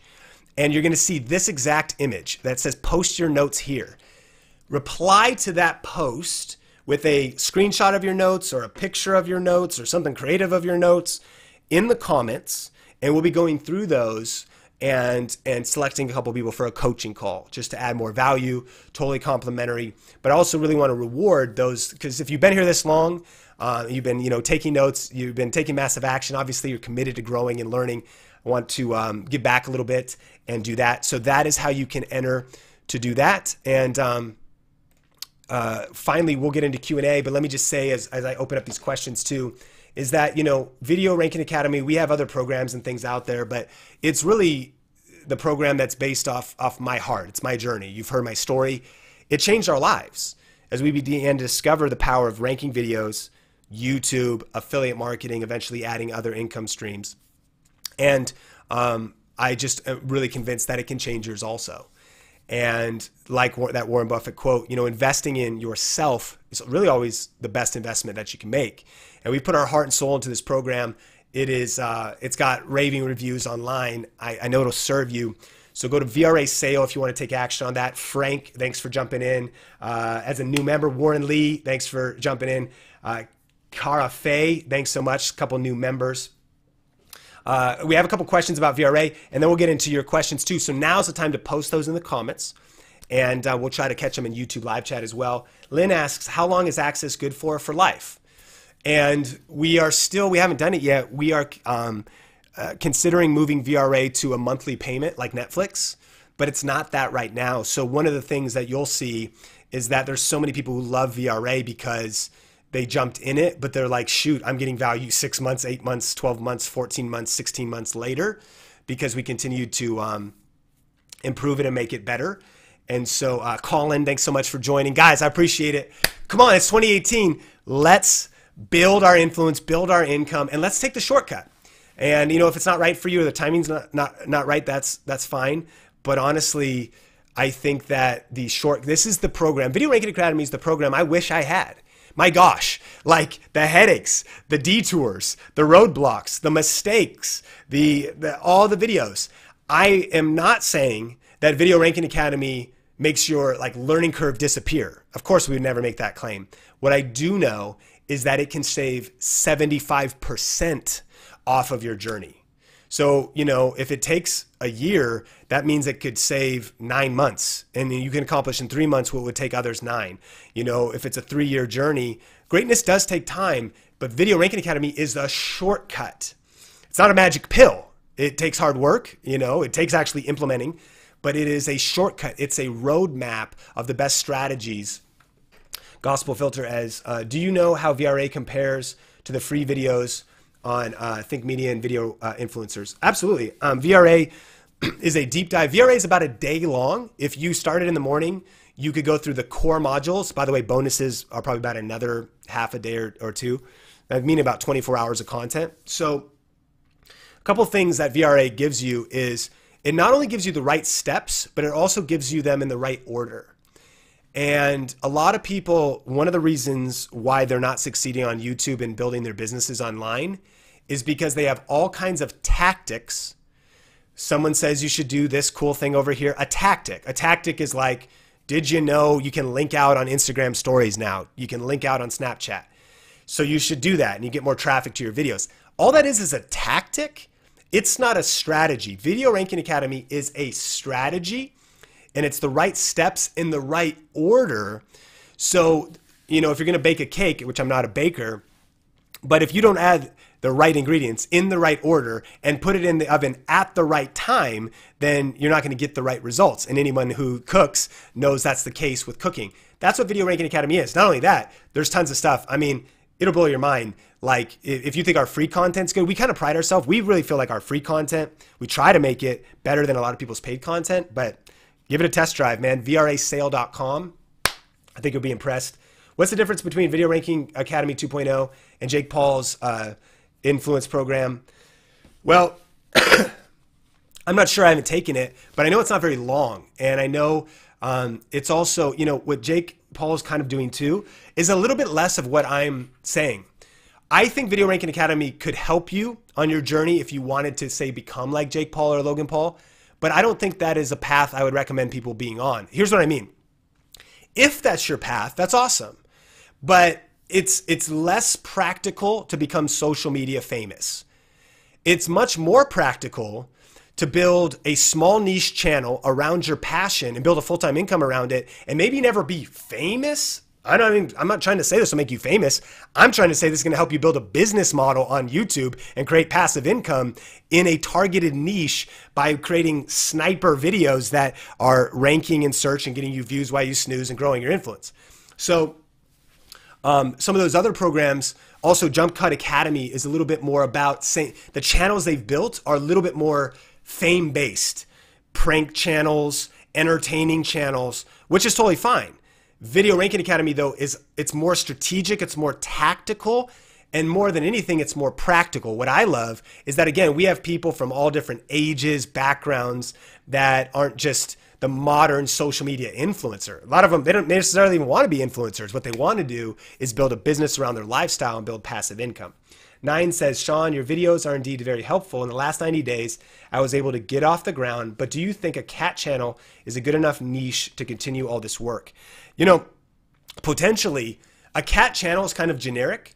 The thing that you want to define is what is the predictable value that you offer over and over again. Is it entertainment? I mean, is a cat channel, are you helping people learn how to feed their cats, groom their cats, have your cat sleep? What's the best? Are you doing that? Or is it just like cute cat videos? The other thing is that in 2018, to crush it on YouTube, remember this quote from Sally Hogstead: different is better than better. So rather than trying to be better on YouTube in 2018, I believe that us as smart influencers on this masterclass should be thinking about how can we be different? And so if it's just cute cat videos, those are kind of a commodity, But a different channel might be the angle, and this applies for everybody watching. What is the different angle that you can do for your content? Let me go deeper on this because I think this will add a lot of value. Number one, video influencers, Benji and I started it, and you've probably seen that channel. If you haven't, it's got a lot of value. And one of the things though, we have so many of our friends that also teach YouTube stuff. I know literally like 20 names I could list off of friends that teach this. And when we thought, well, so what is there a need of another YouTube channel with tips? But one of the things that we saw that was just slightly different, but majorly different, was that we were like, we're going to do an interview show. Like, it's crazy that no one has done an interview show of weekly interviews of video influencers. People have had guests, but they haven't actually done an interview show on YouTube. And we launched it in like 2015. So while there's a lot of similarities and some of us teach the same things, now that channel is about 230,000 subscribers. Why? Well, one of the reasons is because we just did something slightly different. So it's fine if you have competitors and other people that are doing what you're doing, but how are you a little bit different? And you want to articulate that value of how you can do, be different. I want to congratulate Andrea, Joseph, Alma, Lily.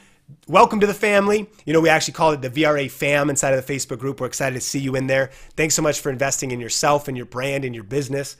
Gospel Filter asks, do I get the bonuses with the monthly payments? Yes. So if you're watching this replay also is only available till Saturday night, February, 3rd at midnight. So there's a few days just to make sure people have a chance to take advantage of this. But what happens then is, again, you can still get in a VRA, but the price will go up and you won't get circular virality. You won't get grow with video. You won't get the other bonuses. So again, to reward those who take massive action, either way, whether you pay in full or whether you make payments, what you just want to do is make sure you lock in your enrollment to VRA during the webinar special. And if you want to check it out later, no problem, but the offer will be different. So just don't be surprised if that's the case. But yes, you will get all the bonuses. Our man says, how long will this offer stand? I think I just answered that. I don't want to make a rash decision. Yeah, so think it over. But take action soon before we close, so that you can get the best value, the best deal, as well as those bonuses, because that's going to be value for you. Dylan says, what happens down the road when it gets updated? As you said, you are continually learning and changing. We have access to the updates in the program, or we have to pay for the updates. Dylan, you have access to Video Ranking Academy. You're grandfathered in to VRA if you jump into this enrollment. Now, there's other things, like for instance, the people that are in VRA don't have access to that circular virality training that's coming up. So that's obviously a different training, but just in full transparency, we have other programs, we have other things that are out there. So what you can have confidence in is that, yes, you're grandfathered into Video Ranking Academy. And so you'll get that value there regardless. Paul says, well, that sounds awesome, but if we have no content on YouTube, trying to start a business in a specific niche, and we don't have a ton of extra cash to throw around, would it be a good investment? Well, Paul, it's ultimately up to you. I don't know your full circumstances, but here's what I would also say. One of the biggest things I brought up on this webinar was, what are the skills that you need to master to not just survive, but thrive in the new economy? Now, I recognize there's a lot of ways to do that, but one of the skills, and if you're watching this, I could tell you're passionate about video if you're even here. One of the modern skills that isn't going away, it's only getting bigger, is online video. So what do I mean? When you master video SEO and ranking videos, when you learn about how to craft videos that get people's attention, get people to take action, when you learn about, we have social media training. We didn't even talk about like half the stuff you get inside of VRA. We have a whole workshop, about 2 hours on how to use Facebook, Instagram, and other things to grow your YouTube channel.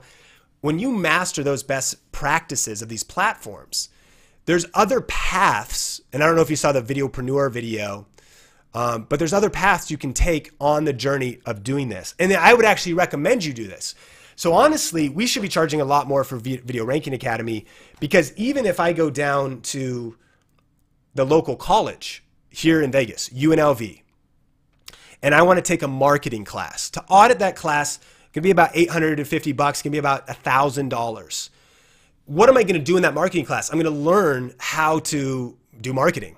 So what I have so much confidence in this is, number one, not only can you grow your YouTube channel, but what I've been impressed by is VRA members that are actually charging for, they learn what's in VRA, and then they start charging local businesses, other people, to help them manage their YouTube channels or do the tips that they learn in VRA. So it's an education that will level up your skills in online video marketing, optimization, all these different things. And here's the thing, you know, again, it's definitely a personal decision. So I cannot say if it's right or wrong for you, but you do have 30 days to check it out.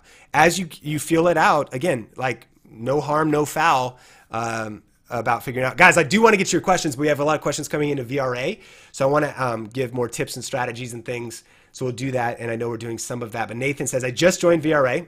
Thank you. Pumped to have you in the family. What videos would you recommend I watch right now to make my already uploaded videos be more successful? I would recommend you could probably parachute right into Release, the Release module. You're going to watch Release, which is going to be all about titling, descriptions, optimizing your videos, and then ranking. And I talk about, and we have a whole training about relaunching older videos. So one of the cool things about VRA is if you already have a library of videos, and remember Jabin, the barbecue channel, there were some things where he did where he's like, okay, a video is not ranking. He went in, redid some of the things that we teach in those two modules. So start with Release and ranking, and boom, now a video, it was already done. He just made a few small tweaks to it, and it started to rank. I want to welcome Stefan, Roger, Milwaldo, John, Kim, Michael. Guys, thank you so much for jumping into this training. Patty Pinn says, does VRA show how to handle or maybe consolidate several channels at the same time? It actually does. In the beginning, I talk about my 3 channels, meaning Sean Cannell, Video Influencers, and Think Media. I talk about the clarity of the branding, and you'll get a lot of coaching, Patty Pins, on thinking through some of those things. A couple questions that we have, and I'd love to hear some questions from you. Guys, before I do that, can you do me a favor and post in the Facebook comments or post on Twitter or anywhere, but make sure to use the hashtag LearnVideo18. What was maybe the biggest takeaway you got out of this training? On a scale from 1 to 10, what did you think about this training? Did you get value out of it? You know, again, I just want honesty, but I would love to hear. We always want to make these trainings better. Did you learn some things? Post us, give us some feedback. Would you want some future masterclass classes? Heather and I just talked. There's a few other things that we want to cover soon on just some maybe shorter webinars, a little more like 30 minutes, shorter masterclasses. But I'd love to get some feedback from you. So can you post in the comments if you got value? And then specifically, what is your biggest takeaway? But here's what, whether you're in VRA or not, maybe this is more than one post, but I really, really, really, really want you to post this thing, and here's why. It's for your benefit, not mine. You know, we've got a few hundred people still watching. Can you post what the next action you need to do is? This is a masterclass. I love good information, but information without action won't get you any results. So we talk about on our team action items, not just, oh, cool, there's a cool concept, there's a cool strategy. The question is, what do we need to do next, and when do we need to do it? So post in the comments, you know, I learned about affiliate marketing. I need to research that more. Or I'm already doing it, but I have gotten away from it. I need to shoot a couple videos. You know, I don't know what it is. Or I need to, or maybe one of the skills you need to work on. And maybe it's you're going to order a book about that, or whatever it is. You know what I mean? Like, I want you to leave this training with clarity. And the reason I want you to type it or tweet it to us or put it out there is because there is something so powerful about writing things down. In this case, you'd be typing it down, putting out a little bit of public accountability to be like, hey, this is what I'm going to do. I'm going to, you know, be committed to this. So I'd love to hear from you. So what's your feedback? And scale from 1 to 10 maybe about this training. And also, what do you need to do next? Jordan says, will I be able to watch this again at some point? The timer went until East Coast, and I opened, and it was already over. Yeah, you'll be able to catch this replay. but it will be coming down. It's and the webinar special will be going away. Some things will change with it. So you have just a few days, but you do have time, Jordan. Let's get into some questions, guys. Joe says, Sean, I'm starting my YouTube channel, which is geared towards teaching other content creators how to improve their production quality. I've spent a very long time trying to come up with a name. When I finally did, I found that another YouTuber has the same name. However, they're in the fitness market. Is this going to be a problem? I'd really like to get started, but can't do so without confirming the name. So this is a good question generally. It may not be a problem, but down the road it could be a problem. So this is what I'd be more interested in. Here's a power tip for everybody watching. Whatever name you have, if you haven't done this, put this on your to-do list. Do you have the social media platforms? So Joe, can you go see, besides the name there, can you see if you can get that name on Twitter, other places, Twitter, Instagram, Facebook? For instance, when we started Video Influencers, before we even started it, we kind of wanted to like capture our real estate digitally. So that would be the thing. The other thing is that you can't necessarily copyright a name.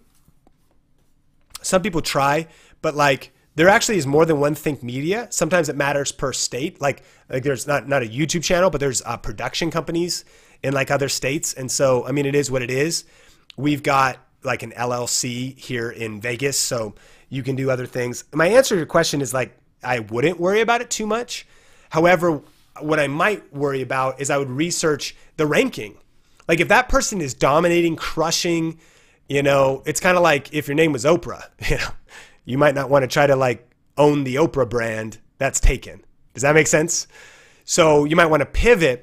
Whereas if it's not really dominated, this is also true. A lot of times I recommend people name their YouTube channel just your first and last name, because that's going to go with you forever. But some people, there's not a lot of Sean Cannells. I don't know if there's others, but there's a lot of like Kim Smiths. So it's not a bad name, but maybe if you're like, shoot, there's like 4 other Kim Smiths, you might want to find a way to stand out a little bit. I hope that helps, James. And get all your social media platforms. And for everybody watching, like own your brand. Think through your brand, and maybe you're just experimenting right now. That's fine. But if you want to think long term about your brand and get the digital real estate of your brand, because you never know what it'll turn into. James, how long do you find it usually takes before you start seeing growth starting a YouTube channel? My channel has 21 subscribers, and I'm starting investing more time posting at least once a week. Thanks, brother. So James, maybe you can reply back. It has to do with your niche. It has to do with your hustle. It has to do with different things. You know, I started, you know, posting videos years ago. And at first, I was still learning. And I want to encourage people, because we're at all different stages on this masterclass. But at first, when I started my YouTube channel, I believed in one thing that was important, and that's this. I think that we need to practice in public. So probably the biggest question is, what's your niche, and what are you like trying to achieve with your channel? But for instance, like today, you know me as adding value and teaching online video and all these things. Well, even 7 years ago, I was in a different place. And I was a different person. I was growing, right? But I was also practicing in public. So I wasn't going to do this, but I really want to, because I think it'll add value, and I'm not really set up to do it right, but bear with me, because I think this will illustrate what I mean, and we should be able to do this. Okay, this is going to be fun. And so here's what I mean about practice in public. Is like you kind of just got to get started, and I know I'm going to answer your question about how long it could take, but here we go. So here's the first video that I uploaded on Sean Thinks. You ready? It might echo, so let's try it. All right, so this is, I guess, the first Sean Thinks vlog, and I'm going to try to vlog every single day, mainly so I can remember what I'm even doing and what's going on, because I just feel like I have a lot that I'm thinking about, and I figured, hey, why not share it? And if you find something interesting, that's awesome. Now, this is definitely as real as it gets, so I'm not going to try to be energetic or entertaining, though maybe sometimes I will. But anyway. All right, so what do you think about that? and I'll get rid of this echo. Sorry if that kind of was echoing. But I just kind of wanted to share that. You know, practice in public. No matter where you are, whether you're jumping in VRA or whatever, that video is still out on YouTube. And what, right? Like, I love that I said, you know, I'm not even going to try to be energetic or entertaining. I also was like, and I don't even know what I'm going to be talking about. But, you know, if I never started and I never posted that video, the reason I love that video is because if I never posted that video, then I wouldn't be posting the videos that I posted this last week on Think Media. It's all part of a journey. And so I want to encourage you and answer the question, how long is it going to take? It takes people a different amount of time. People have a different amount of resources. What I do know is that if you stay, you know, the key is just not quitting. And the key though is being committed to two things: staying consistent and to keep going and keep posting, but also to keep learning.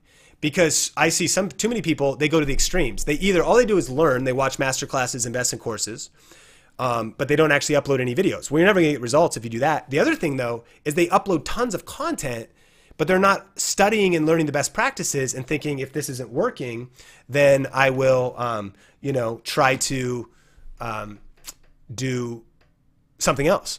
And so anyways, I hope that helps. Alexandra, and I would love what you guys thought. I don't know if that came across clear, but what do you think of old Sean in his first video on Sean Thinks? I don't know if you guys said anything about that. Rolling at the first video, Laura says, I love how much your presence has changed. And I appreciate that. Frank says that was funny. We all got to start. Practice in public. Get your first videos up and learn as you go. Alexandra, I keep on hearing about getting really niche with content. Do you have any tips for helping narrow down your niche, or where do you start? Yeah, I mean, here's the thing. If you have a channel that's like, what's your channel about? Beauty. My gosh, there's a lot of people on YouTube that are like beauty YouTubers. But if your channel is about kombucha tea, you know, like, my gosh, like everything about kombucha, how to make it, reviews of the GT kombucha, reviews of the other kind, reviews of the cayenne pepper, tours, interviews with kombucha tea makers, whatever, you know, does it make sense? You go beauty and everyone's doing it. You go kombucha tea expert and you're all of a sudden, again, you're a big fish in a smaller pond, but also your niche makes sense. You can attract your tribe. Your vibe attracts your tribe. So that would be my tip, is like really a clear niche about what it's about. I mentioned video influencers earlier that are different, where a lot of our things were similar, but we had a little bit of difference with doing interviews. The example that I talk about from Think Media is there's also tons of tech channels, but I think about like Barnacules. He does a lot of like 3D printing. He covers that stuff. I don't cover that stuff. You think about MKBHD, one of the biggest or the biggest tech YouTuber. He covers tons of smartphones. I don't know anything about smartphones. I've been using the same, you know, iPhone 6 for 2 years, and because Apple slows them down, and because of the Apple power battery saving thing, this thing is not good anymore. Like, it's still horrible, whatever. But I'm using the same phone. So I'm a tech YouTuber, but I don't cover smartphones. What do I cover? And it took me a while to do this, but even though I went a little bit wide, I started getting clarity, like, well, what are we going to cover? We're going to share the tools for creators. Thus, we stayed disciplined lately more than ever because we continue to get more and more focused. Cameras, lighting, microphones, laptops, anything that's a tools for creators. But even at CES this last year, and I didn't even do this well in the past years, I just got enamored. I'm like, oh, smart cars, even headphones. And if the headphones don't have like a real practicality to tools for creators, they are off brand. I think, at least for me, because some headphones, sure, you do need those to edit video or whatever, but you don't need like audiophile headphones to do that. Anyways, I digress. But does that make sense? I found a niche within a niche. On video influencers, we call it double niching. How can you be beauty, but then something specific? So I'm tech, but then I'm tools for creators. My friend Andrew Edwards, Gear Live, he's covering TVs. He's covering smart home. We don't cover any of that stuff. Makes sense? So just because we're tech, what's the smaller niche? And if you can go 4 or 5 levels deep, you really start to stand out. I recommend watching an interview on video influencers with Alejandro Reyes. He's a vlogger, lots of vloggers. Family vlogger, lots of family vloggers. Hispanic family vloggers, a little better. Also kind of faith-based, positive. So what are try to think about like 4 or 5 distinction layers. Okay, yeah, we're vlogging, but is there something unique about our location? Is there something unique about our ethnicity, background, our demographic? Is there something unique about the season of life? Some could be multiple kids, some could be whatever. Does that make sense? So think about how you can niche down within that. I want to welcome Paul, Jathan, Gary, Kim, Shane, and Judith. Thanks for jumping into VRA. George asks, I have a Facebook car group with over 2K members, but not sure how to turn that into YouTube followers in my traveling channel. I was thinking of making videos of my road trips and using my car on them. Could that be possible? So always keep in mind that maybe the reason someone initially started following you doesn't mean they would want to pivot with you. Some people will, but not everybody. So if they really want the car information, they may or may not want to watch your life.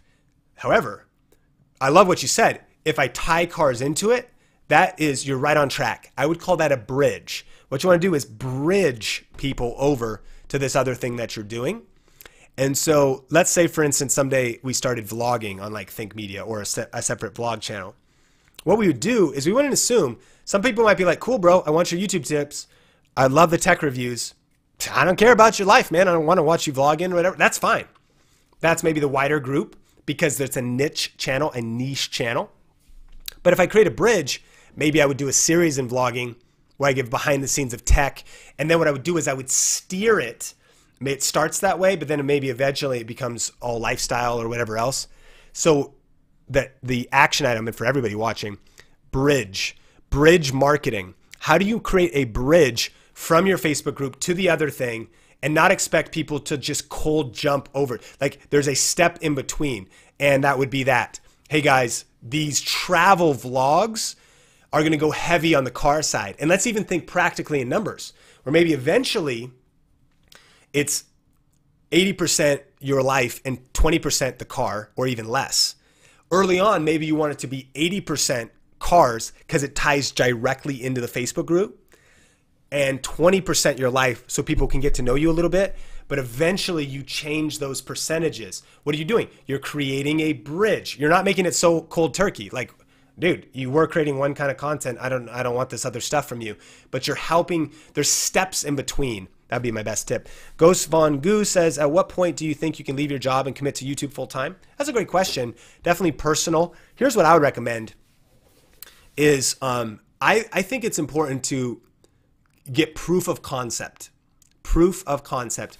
So what I mean is work on your dream job while you have a day job.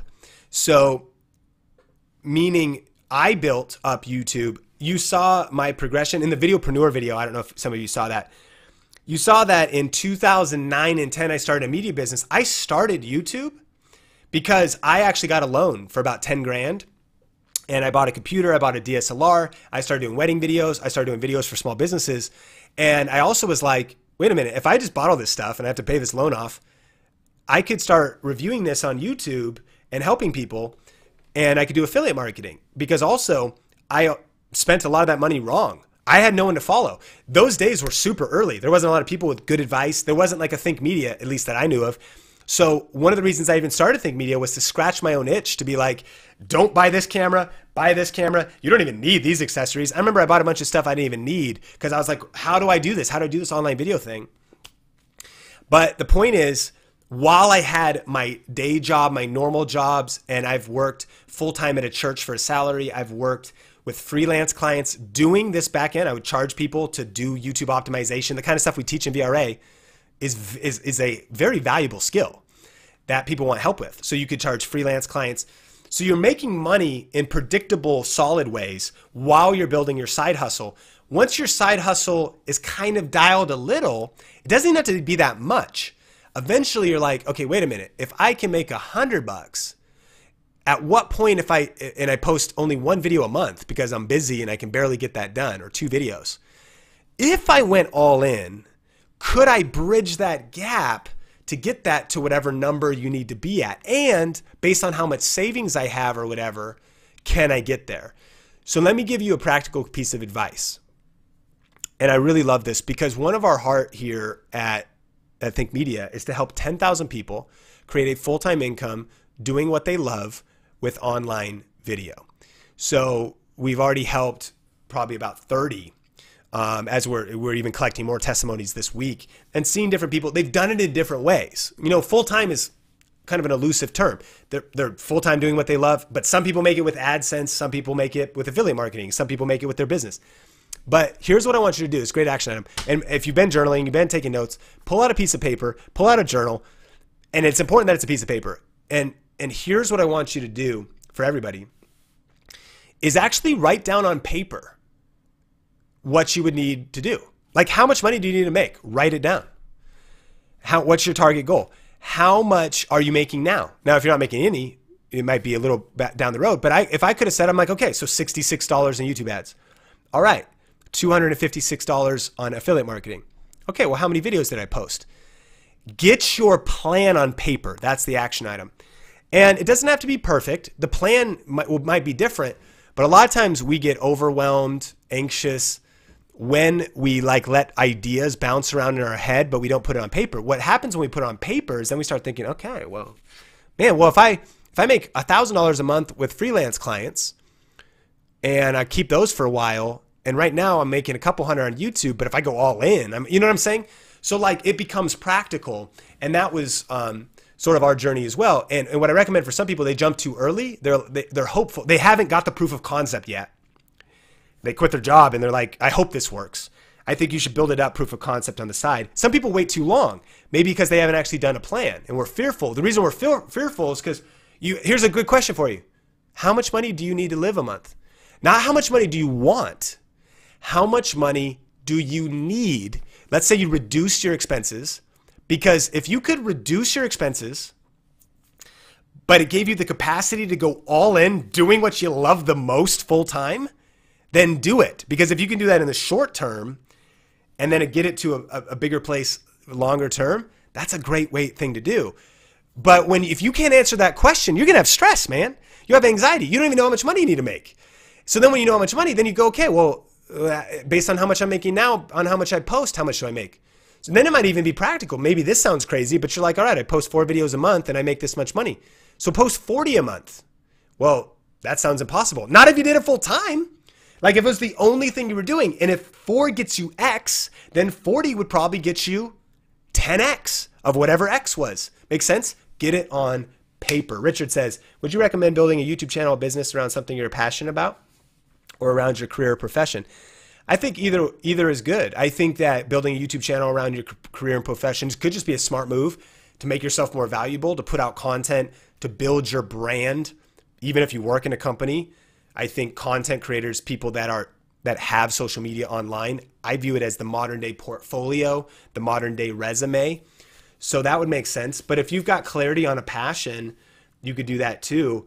And unless those things are radically different, why not both, Richard? Like if you're passionate about your career and profession. Emily says, how do you approach a company to review a product for affiliate marketing? This is a cool thing, Emily. You don't have to ask.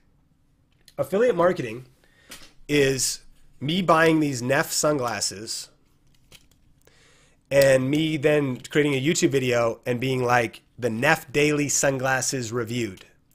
And I don't have to ask Neff to do that. And I could link to these sunglasses in Amazon. So then I'm like, hey guys, in this video, I'm going to be talking about these. And maybe it's a really good video. And the reason why is because I'm like, here is exactly the centimeters in my head. I actually think about make videos you wish you had. The worst thing I hate about ordering like sunglasses, which is like $12. So it wasn't, I guess, a huge risk. But what I hate about ordering sunglasses online, is you don't know, like, have you ever done it? You're like, these are so small. Like, I got a big head, whatever. So again, you can make a video, you add value, you review them, you talk about them, you say if you want to check them out, link in the description. You don't have to get permission from the company to do that. Sean, do I make a single multilingual channel, or is it better to make for each language? Great question, Renee. I would say do not make a multi-language channel. Maybe there's exceptions to the rule, but here's why. Your channel should offer a predictable kind of value on a predictable basis. So like on Think Media, if videos come out from me, you know, if I'm staying on brand, that I'm bringing you the best tips and tools for building your influence with online video. In English, I don't say that, but it's kind of taken for given, it's assumed probably. Here's what just consider this. If I started uploading Spanish videos, number one, it might help and reach people, but here's also what it would do. It would hurt the current audience because they'd be like, dude, why is Sean in my feed with half of his videos now that I can't understand? So when you think about your target audience, you want to serve what language does your target audience speak. You also might not want to start multiple channels because that's hard to manage. Start with one, get it going, get it ripping, get it crushing, then maybe start another one because managing multiple channels is hard. So what language does your target audience actually speak? That's the language your channel should be in. And then you want your consistent value, the promise you've made to your audience. Hey, Heather's like on her homeschool channel. Hey guys, if you're new here, my name is Heather. I'm a homeschool mom of 2, and this channel is all about helping you, and I actually don't know what her tagline is, become, lead a homeschool with peace of mind and joy. I just made that up. But what I do know is it's homeschool motherhood tips.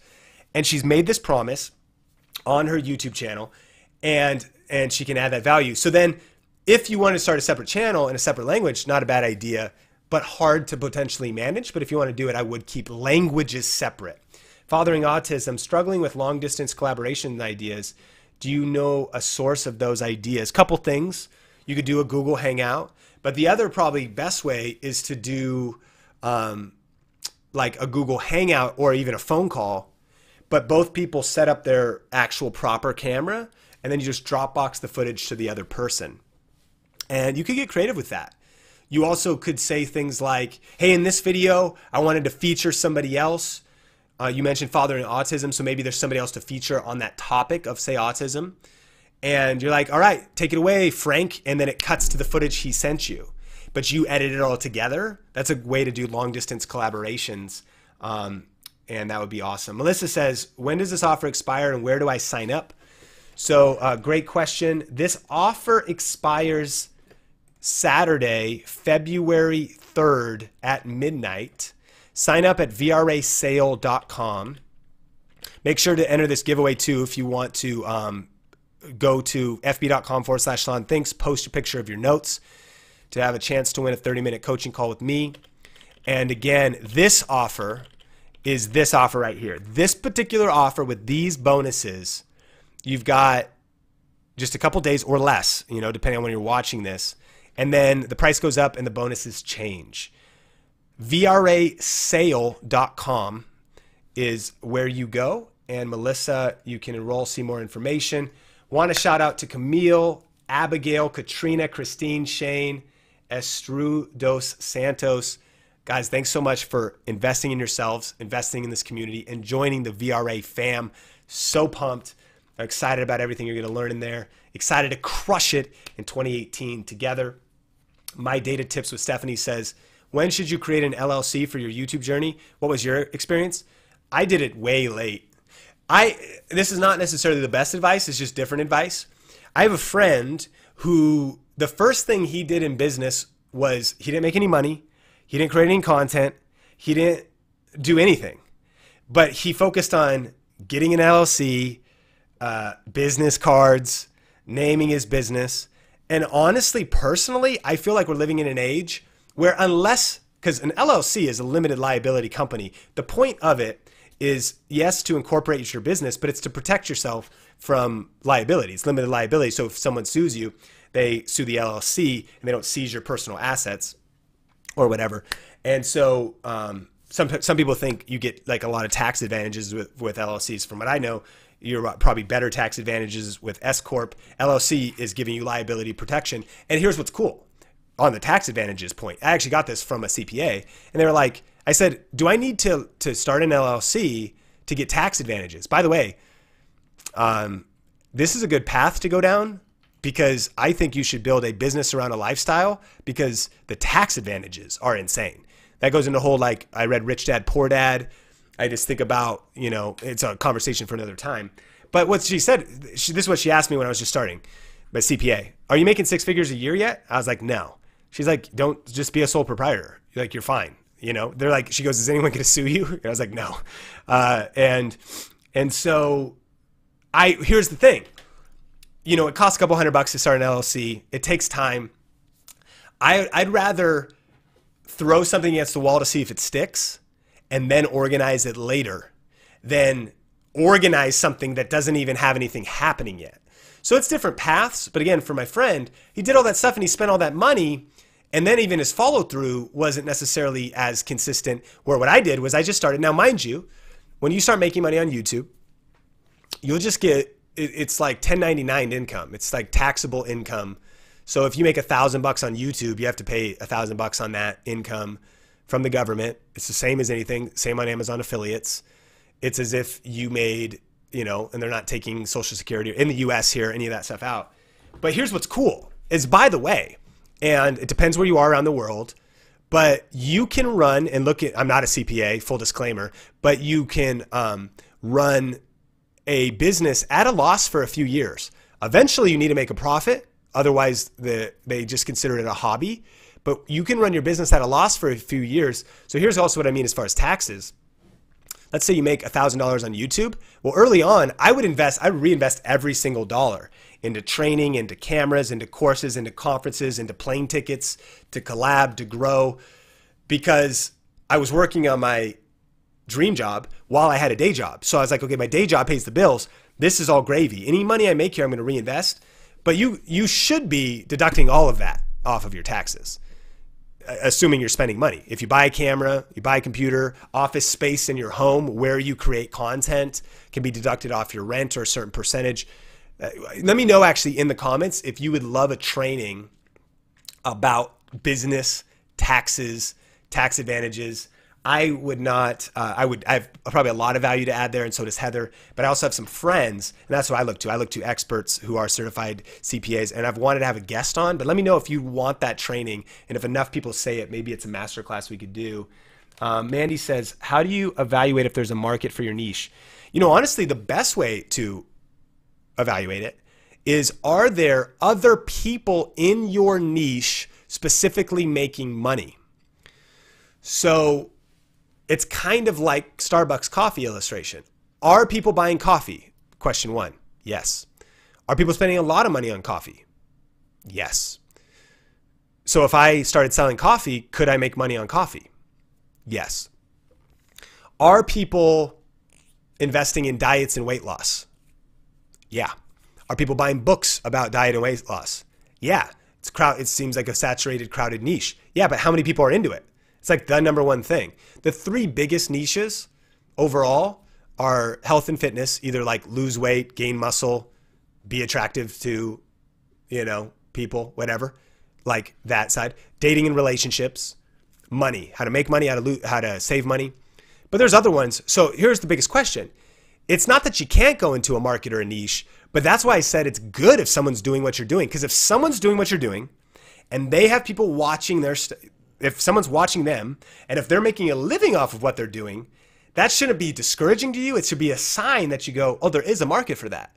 Because also keep in mind that, like, by the way, no one is tapping into all of this. Like, we can get so scarcity mindset and we feel like it's fixed pie thinking, like, oh, it's full, you know, there's no more hope. Nobody can launch another coffee company. Tell that to Starbucks. I mean, shoot, nobody can launch another tech channel. Of course you can. And not only, even if you do the same thing as somebody else. Why? Because there's 1.5 billion people online. Because there's 3.5 billion people coming online in the next 2 years. So consider if people are already watching it. And then, you know, go into something like, here's a tip. Go into Google Keyword Planner. It's kind of hard to set this up, but go to Google Keyword Planner. Go through Google how to set that up. You do have to like enter a credit card. You don't have to spend any money. It'll give you a tool called Google Keyword Planner. You have to sign up for AdSense. And what you can do, there's other keyword research tools. You can actually search how much search volume there is on a certain topic. There's also, you can just type it in YouTube. It'll say how many results there are. Again, if you want to just discern if there's interest. So the best, do research. So research, are people selling books about it on Amazon? Does it look like those books have a lot of reviews? Are there other people that have maybe digital courses about your niche out there? Does it look like they're selling them? Are other people, is there other YouTube channels? Or is there other blogs or podcasts about it? Does it look like people are actually listening to them? If the answer is yes, then it's proof there's a market. Pete says, Is it possible to grow 2 channels or more from scratch at the same time? Sure. But, you know, you've divided your efforts. There's a book called Essentialism, and I talk about this in VRA because I've tried to do that. It's hard. And Essentialism was kind of just like, let's just assume we are limited people. Let's not assume we're limited people. We are limited people. We all have 24 hours in a day. Can't change that. We all have a certain amount of energy. Eventually we need to sleep. Eventually. Right? And so let's say you have 10 units of energy, which could be your time, emotions, your creativity, 10 units of energy per week. Especially when you're doing a side hustle and maybe 8 of those go to something else, so you only have 2 units of energy.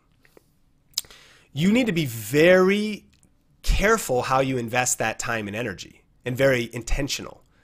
So would it be possible to grow 2 channels? Well, here's my question then. If you only have 2 units of energy, the amount of time you have to shoot videos, research, plan, do social media, well, now maybe you can only give 1 to each channel. So it might take you twice as long to grow both. But if you take both 2 and just add them to 1 and say, I'm going to grow this one now, and I'm going to delay this other one. Because keep in mind, you can do anything, but you can't do everything, right? So if like you want to start a YouTube channel, you can. But if you're like, Sean, can I start a blog, a podcast, a YouTube channel, a V2 account, the new Vine, and also go to school full time while traveling the world 300 days a year? No, like there's a, you know, you can do anything if you focus, you take the energy you have on that one thing, but you can't do everything. But then listen to this. You can do everything, but just not all at once. So when we start thinking about the legacy we want to build, man, I think about like, we want to start a podcast and we will, and when the time is right. But even for us, you know, where we are, we're not right now because we are evaluating our energy units. We're evaluating our resources, our time, you know, all the resources we have at our disposal. So really consider that. I would much rather, and when you do one thing focused consistently over the long haul, I love what Barnacle Nerdgasm said. It's a funny name. There's a good interview on Video Influencers with him. He said one of the things biggest mistakes he sees people make on YouTube is they pivot too much. They even try something for a year or two. They don't break through. So they switch niches. Sometimes they have to build from scratch. Now, it's not bad if you switch. Maybe you change passions. But he's like, they switch before they break through. And then they go another 2 years in a different direction. So you went like 2 years in this direction. And then you're like, shoot, 2 years in this direction. And then you're like, shoot, 2 years in this direction. As opposed to just 2 years rocket to the moon, all in one direction. And he goes, on his channel, it took him like 7 years, 6 or 7 years to get like 60,000 subscribers. So a long time. But then it took him 1 year to get to 700,000 or something like that. Makes sense? There was like this tipping point of breakthrough and momentum. But here's what happens when you hit that tipping point is now you will have more money, potentially more time freed up because you've done a lot of upfront work. So then that might be a better time to launch that second thing. I really want to add value to you guys and say that in 2018, if you can focus more and actually do less better, I think you can get a lot bigger results. And pace yourself. You could do everything, just not all at once. So what if you just said, okay, I'm going to grind on this one focused thing and build this thing up and get it generating income, get it generating views, build my influence, and I'm going to back burner these other things that I want to do until the time is right. Ghost Vaughn Ghoul says, when would be a good time to leave my job? Okay, we saw that one. Jordan, I had a business for painting custom artwork, hats, shoes, and murals. I want to use YouTube to expand my reach. How would you suggest I stand on a channel with focus showing my artwork, teaching how, and some videos about tech and products that help the creative flow? How could you make content so that stands out and isn't just bland, Bob Ross style? I've been researching like crazy, and I have a good idea that I'd really appreciate your input. So Jordan, a couple things. Number one, I love that you already have clarity. You don't want to be Bob Ross style. Everybody watching, guess who gets to dictate the style of your videos? You. You can make them as vibey as you want. The music, the editing, the style. You might have to learn some of those skills, but like, I love that because you have clarity. You don't want to have a certain style. So that's how. Be the person. If you've ever studied Gary Vaynerchuk, he kind of got known because he was helping his dad run a wine store and a liquor store. And he started a social media show called Wine Library TV. But the reason that it worked, and I would recommend this as a case study to study, the reason that it stood out was he was also like, okay, at first, and he took him about 50 days where he just was like acting like all the other wine guys, like, okay, today we're going to test, this is whatever. And eventually he was like, dude, this is not me. I'm going to bring WWE, WWF to the wine world. And he started to like spit his wine out in a Jets helmet, and he started to like throw up different posters, and he started to just really go countercultural and against the grain and be himself and be authentic. And he started putting out content. That's what I recommend you do, is literally, and for everybody watching, be the change that you want to see in the world. It was not actually the exact quote for this, but right? Be the YouTube channel that you wish existed. Share the information in the way that you wish other people communicated it. Scratch your own itch. Bring the style and vibe that it needs. And then the other thing I would do is research video topics. You know, we didn't really go into it here. It's inside of VRA, but ranking videos for terms like, start thinking, what are the things searching? How to get started in art, how to do acrylic painting, best way, acrylic, I don't know. Like, find the video ideas, go back to even in this masterclass, what is your audience searching for? What are the titles and the topics, and make content around that. Sam and Steven, I'm having trouble turning my viewers into subscribers. What should I do? We have a video out about that, how to turn viewers into subscribers on Video Influencers. Check that out and just search kind of a title like that. John and Armstrong, how can I know if an idea is worth it for a channel? Research first or just write in? Okay, a couple things. Number one, you don't really know until you test, ultimately. But I do think getting feedback, meaning create your own focus group. And, don't necessarily ask your mom, because she's like, everything you do is great. Like that's how moms are. But you could do beta experimental. Here's what I would recommend. You know what TV shows do? They do what are called pilots. And that might be obvious. And a pilot is a show that they fully create, and they get actors and they shoot it and they get the whole thing created. And all it is the potential of being like, okay, that's good. We're going to keep doing that. So what I would recommend is you experiment and do a pilot, maybe a couple videos. And then though, go into a phase though of not being attached or overly romantic about the idea. Share it in Facebook groups, get feedback, and allow yourself to have people really evaluate what it is. I'm convinced that too many of us as creators, and I know it's hard, it can be very lonely because we're like, well, who do we reach out to? But that's why I recommend getting in Facebook groups, getting around other creators who can give you feedback, and then being willing to really take correction and hard feedback, because we all usually fall in love with our ideas and then we bounce it off somewhere else and they're like, yeah. Now, also don't ever let one person kill the idea. And always keep in mind that if you ask like one group of people, another group might not think whatever. But imagine if you're at Starbucks and you just pull out a laptop and you're like, hey, weird question, man. I mean, I know you're busy, but I'm starting some new content. I would love to get your feedback. Now, that might be outside of your personality and comfortability level, but does that make sense? Get feedback, test, experiment, ask, do a pilot, and don't be like, I'm going to launch day one with the perfected product. We should be starting as soon as possible, uploading that video that I did where I'm like, I don't even know what I'm going to do, and I'm not going to be energetic or entertaining. And then like, clearly that was not a very good video, but it was part of the journey of going towards figuring out what would be good videos. Sarah Under the Sea, is it better to do Amazon affiliate or affiliate with a company directly? I'm thinking about scuba gear and hiking gear. Whichever's best.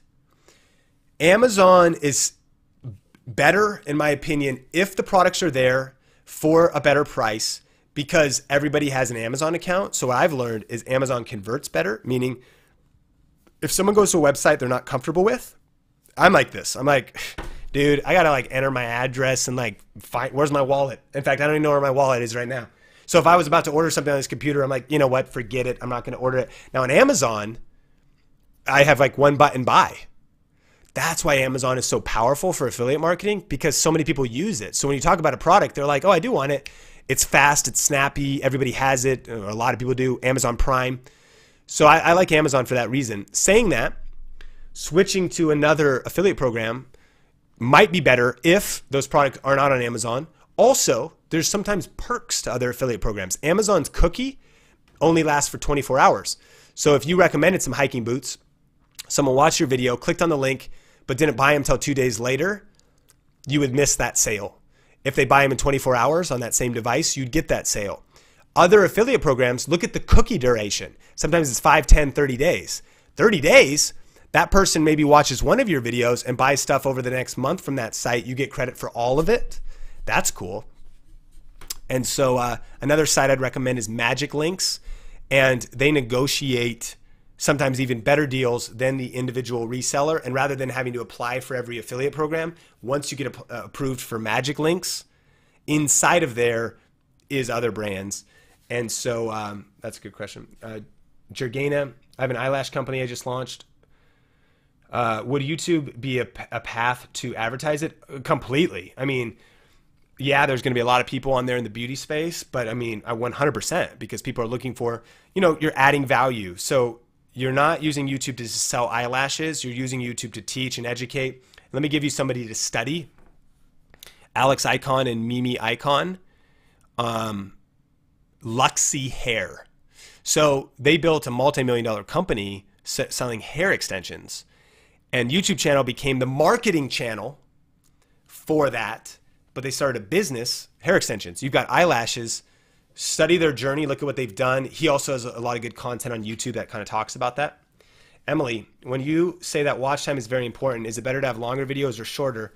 What do you think the optimum video of your length should be? We'll answer that question in just a second. Guys, I want to just remind you that this offer for VRA is, again, for very limited time. And then we can land the plane on this question. But if you want to jump in and take advantage of all these bonuses, all of this content for, again, $97 to start, or even better, even more savings if you pay in full, all of these bonuses, it's only up for a limited time. So go to vrasale.com to take advantage of that offer. And thank you for everybody who's jumped in there. Emily's wondering, are longer videos better or worse? A couple new facts. These are good stats. Number one, longer or shorter doesn't matter.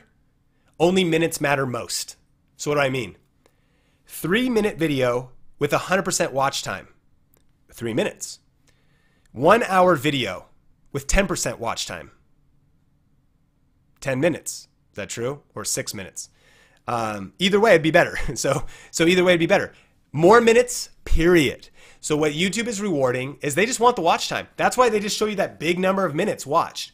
So there's other things that go into it, because you definitely, if you're putting out hour-long videos and no one's getting past 6 minutes, then that might not be a good thing. But minutes matter most, period. So it doesn't really matter if you have longer videos or shorter videos. What you want, longer would actually technically be better if people are watching, because the more minutes, the more channel authority, the easier it is to rank videos, the more you can show up in suggested. Minutes matter most. That is the new rules of YouTube in 2018. Second question, what's the optimal video length? A study was done about this recently, and it's probably not what you think. It's 7 to 16 minutes long. So in the past, it was like 3 to 5. There was like this optimal length on YouTube that was like 3 to 5. That's where most people's headspace is, shorter videos. Because YouTube is becoming more longer form content, I don't know about you, but like I'm one of those millennials that's in that demographic where when we finish our day, Sonia and I, part of our like nightly routine is to sit on our couch, open up my smart TV, and watch YouTube. And one of the shows I watch for news is like Phil DeFranco.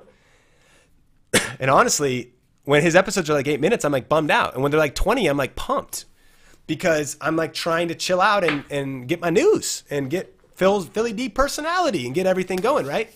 So the trend is you want to keep your content valuable. You want to keep it impactful, but it's okay if it's longer, 7, 10, 14, 15, and honestly even longer. But that was the new stat that came out. Well, guys, thank you so much for being here today. Man, we've covered a lot of content. And just as a reminder, you can jump into VRA, total risk-free enrollment at vrasale.com. Definitely do this giveaway. If you haven't yet, head over to the Facebook page, post your notes. You'll get a chance to do a 30-minute coaching call with me one-on-one. We can go through your stuff, and go to vrasale.com to take advantage of this masterclass offer. Well, hey, man, if you're still here, I appreciate that you took the time. Grateful for you, grateful you're part of our community. If you can jump into VRA, do it soon so that you can take advantage of this offer. Because, yeah, you can join later this year, but why pay more? And why miss out on the better bonuses? This is our launch of the year. This is our special time where we're only putting this offer together for you that are here. And so vrasale.com. And then if it's not right for you, no worries, and I'm super pumped that you're part of this community, that you would invest your time, that you literally hang out for 2.5 hours is awesome. I mean, I'm super humbled and just grateful that you're part of this community, that you were watching Think Media or video influencers, and that we're connected. And, all year long, whether inside of our paid programs or even just on our channel, we're committed to helping you build your influence, income, and impact with online video. And we're on a mission to help 10,000 people create a full-time living doing what they love with online video. And so more content coming out. Stay engaged on the YouTube channels, Facebook pages. And then, over the next couple days, we're going to have some more chance for Q&A. So watch your email inbox. Because if you signed up, you registered for this masterclass, watch what we're doing on social. There's a couple more trainings, live streams that we'll be doing, and probably tomorrow, the next day, and more chance to go deeper dive in Q&A and some other things like that. But I definitely should go. You might notice some kind of raspy voice. I'm actually amazed that I've talked this long. I'm a little bit under the weather right now, but I'm climbing out of it, and I'm just grateful. I'm grateful that my voice lasted, and I'm grateful for you. But hey, regardless, man, it's 2018. Now's the time that actually matters most. We got some information. Hopefully you got some inspiration. If you haven't, let us know if you got value out of this. Can you leave a comment, post on Facebook, send us a tweet, #LearnVideo18. I see people talking in the YouTube live chat. I see you guys. Here's what I'm bummed about, Mike, Pete, Dylan, A Drizzle, is that this disappears. So what I love about the Facebook comments is, and the Twitter is, I can actually go see it. So I'm going to try to read as much in the live chat, but unfortunately that disappears. So if you can, give me some feedback. Let us know how we did on this masterclass. If you got some value, did you learn anything today? And what are you going to do next? So post that in the comments, send us a tweet, and stay tuned. And if you want to jump into VRA, do it soon. We'll see you in some future videos, see you on some future live streams. And in the meantime, remember that here at Think Media, we're all about bringing you the best tips and tools so that you can build your influence, income, and impact with online video. Appreciate you so much. Keep crushing it. Talk soon. See you in a future video.